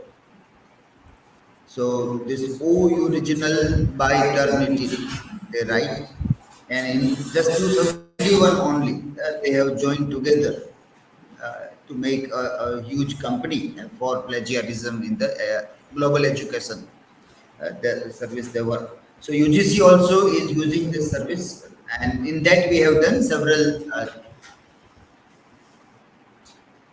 articles. So this is how it comes, that how many percentage are taken from where, and today morning some of the students told that it may happen that some of the lines which are found on many websites, so it may come as a plagiarism. But here there is a system that you can remove that. You tick mark that this is not plagiarism, but this is something of a general information. So then those percentage reduces. So the report that is generated by these kinds of tools, we have to again work on that manually, and we have to see whether it is plagiarism or not. Sometimes the cited works are there, so that also can be removed. That is already cited, so that also reduces the percentage. So we can't rely blindly on the auto-generated reports in percentage. But again, we have to work on that. That whether it is plagiarism, then what can be done, or it is cited properly, or general lines are there. Poetry lines are found on so many websites. So if you are using quote from a poetry line, it will show as plagiarism, and it will increase the percentage also. So that way, understanding of this tool also is necessary.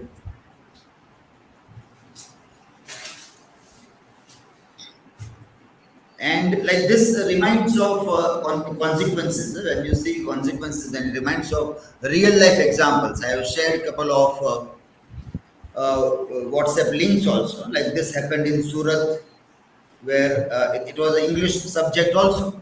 A female professor in Surat ends life because of plagiarism. It was in MPhil, that plagiarism. So this story also needs to be gone through.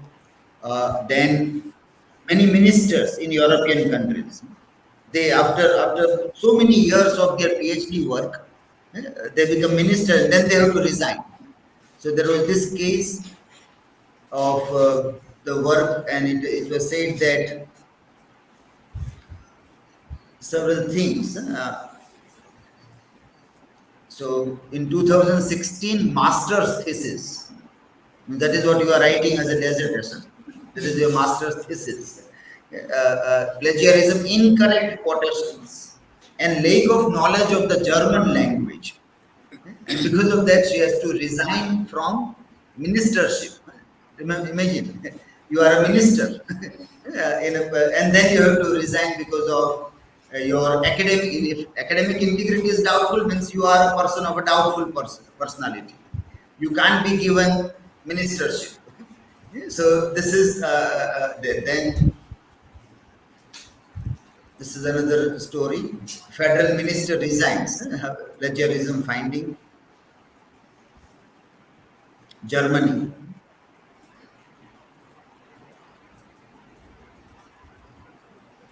So this also was the case.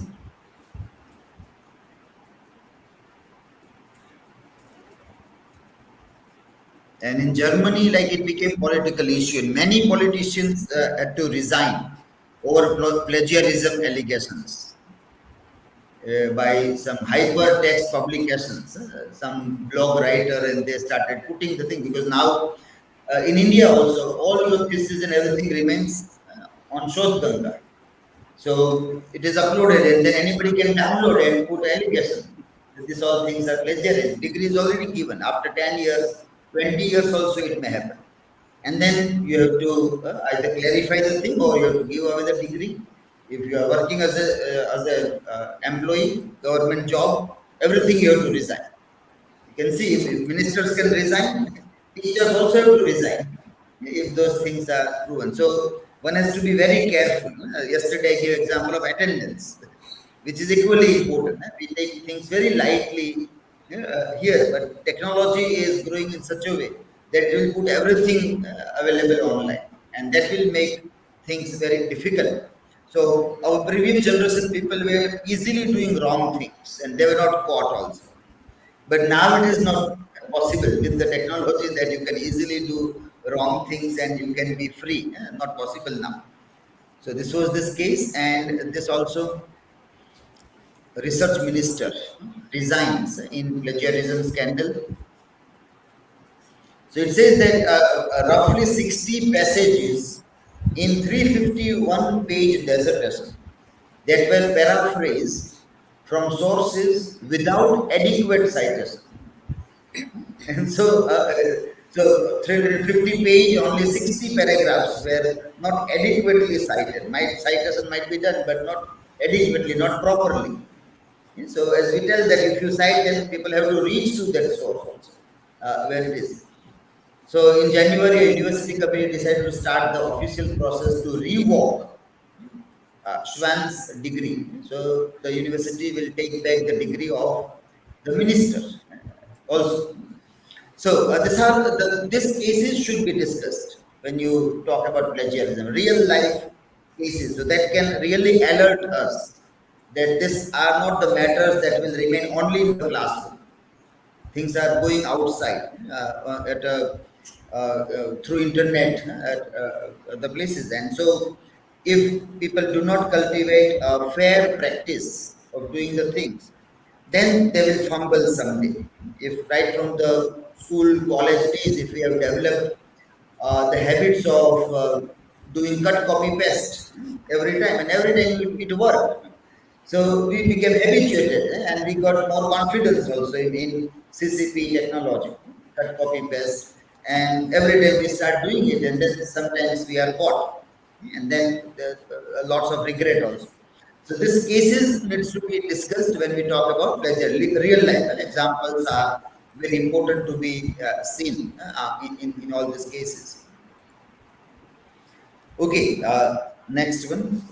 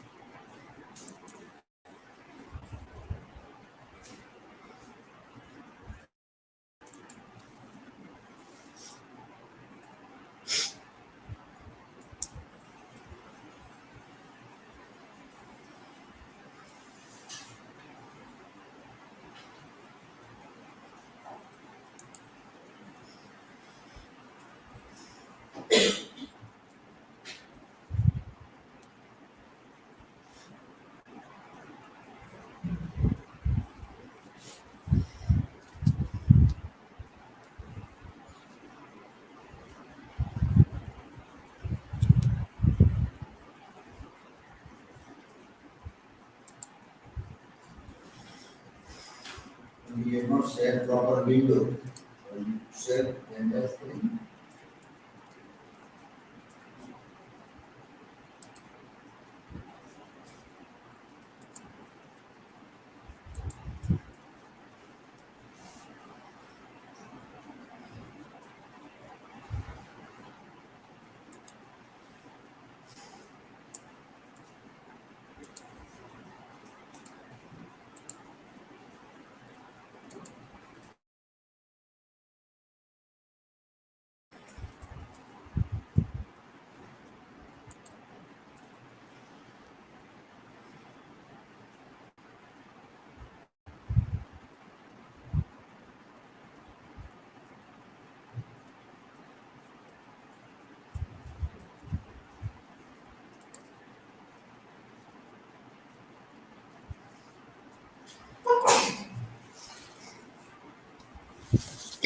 Good evening, everyone.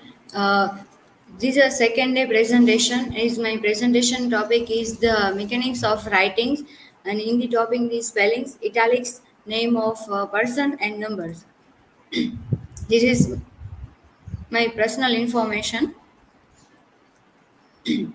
What is the mechanics of writing? The goal of the mechanics of the writing is to make the writing precise and grammatically correct. It is a direct to make the writing systematic and being connect about how to be correct in spelling, punctuation, italics, and so on. Another side uh, in the mechanics of the writing, the first is spellings, punctuation, italics, name of person, number, title of works, numerals, quotation, capitalization, and a personal name in language. My topic is spelling. The spelling in this spelling topic is the four parts. Is a constituency, word division, rulers, or foreign words. in the detail constituency, the spelling including in the hyphens should be condensed throughout the research paper except in a quotation, which must retain spelling of the original, whatever correct or incorrect. Word division. Turn off the automatic hyphens option in your word process. Dividing word at the ends of line and unnecessary in research paper, uh, and it is disadvantage. The plurals. The plurals of English words are generally formed by addition of the suffix s or s with a survival expectation. And in example, another side is foreign words. If you quote a material of a foreign language, you must reproduce all the accidents and other marks accidentally as they appear in the original, and is the foreign word example. Another side is the italic. So the italic is a style of types in which the character of slant to the right, and another side is the italic is electronic environment that is do not uh, uh, that is do not permit italicization. It is a commonplace of the underline before and the after each word on the group, and another is a part of the word and letter referred to as a word and a letter. Another side is a foreign word in a English text. So it is generally used to the foreign word. Foreign word is a use of the language, is English use of the language, and another is English text title, and another side is emphasize. So is the emphasize device that emphasizes a device that rapidly become ineffective, and it is rarely appropriate in research paper. Another side is the name of the first person, the first and subsequent use of the names, title of persons, name of the author, and fictional character. The first and subsequent use of the name. In a general, the first time use a person's name in the text of your research paper state fully and accurately. Extremely use appear in your source. In another side, uh, in a second is a title of the person. In a general, do not use a formal title in referring to a man, woman, living or dead. Another side is title of the person. Way of the woman is follow the traditional and the traditional name and the history of name. He not attach your husband name. Is example of the title of the person. Churchill, not is Mr. Churchill. Any another traditional woman as like Amelia Dixon, so the Dixon, not Miss Dixon. A third one is the name of the author and the fictional character. It is common and acceptable to use a simplified name of the famous author. So, George Eliot McMartin is the name example. Another of the numbers, the Arabic numerals, use of words of numerals, commas in a number, percentage and amounts of money, dates and times of the day, inclusive number, and Roman numerals. So Arabic numerals for use of the Roman numerals, and today is Arabic numerals is used. Uh, commas in comma in is number use usually comma is placed between the third and the fourth digital fourth fourth digital from to the right, and the sixth and seventh to, and the percentage and the amount of the money. So percentage and amount of the money to the use of the systematic and automatically, and dates and and to be continuous in a writing that you use the either day, month, year in the style either of month, day, year style, but not the both way are inclusive inclusive number. So so,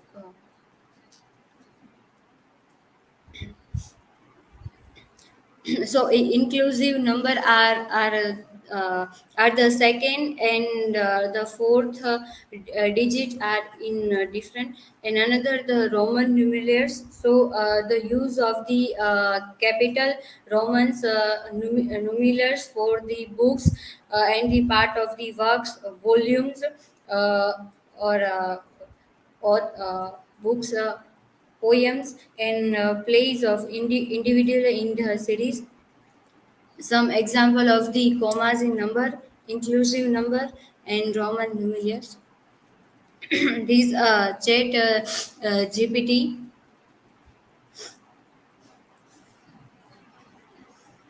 my citation. Thank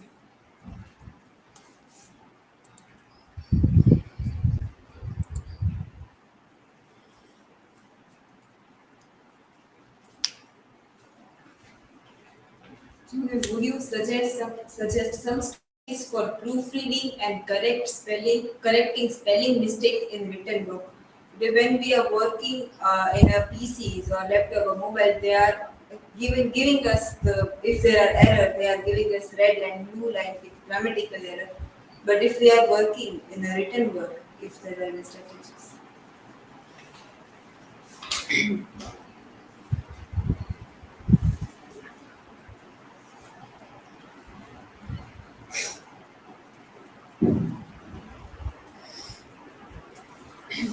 I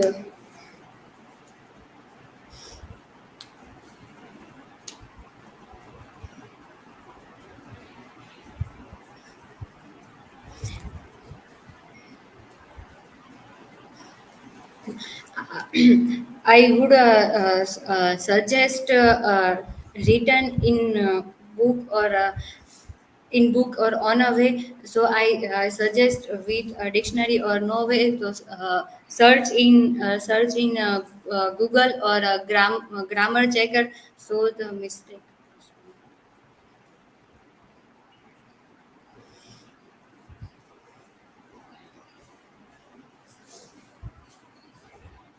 The question is that what is the role of mechanics in composing parametric particle sets?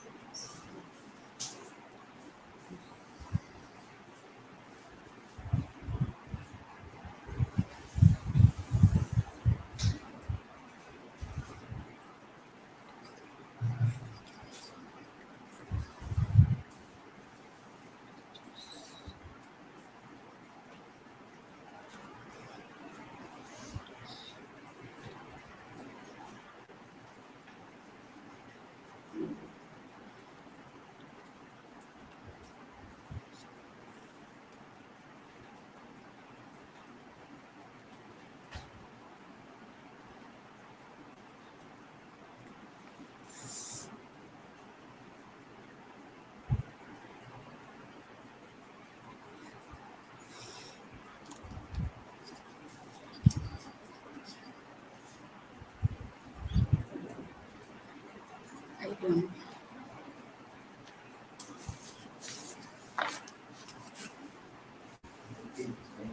So that was the last one in research methodology. So whatever you have learned in research methodology, you try to implement in dissertation writing. Within few days, we will give you suggestions which are necessary to be improved. But even if it is not suggested, then also try to incorporate all these ideas that you discuss in writing your dissertation, so it becomes of a good quality. And it is not only for exam purpose or just to pass exam, but cultivating a habit also for academic integrity, which is very useful for lifelong learning, that how all these things should part and parcel of our whatever academic things we are going to do in future also. Okay, so with this we end our this live stream and discussion today. Okay?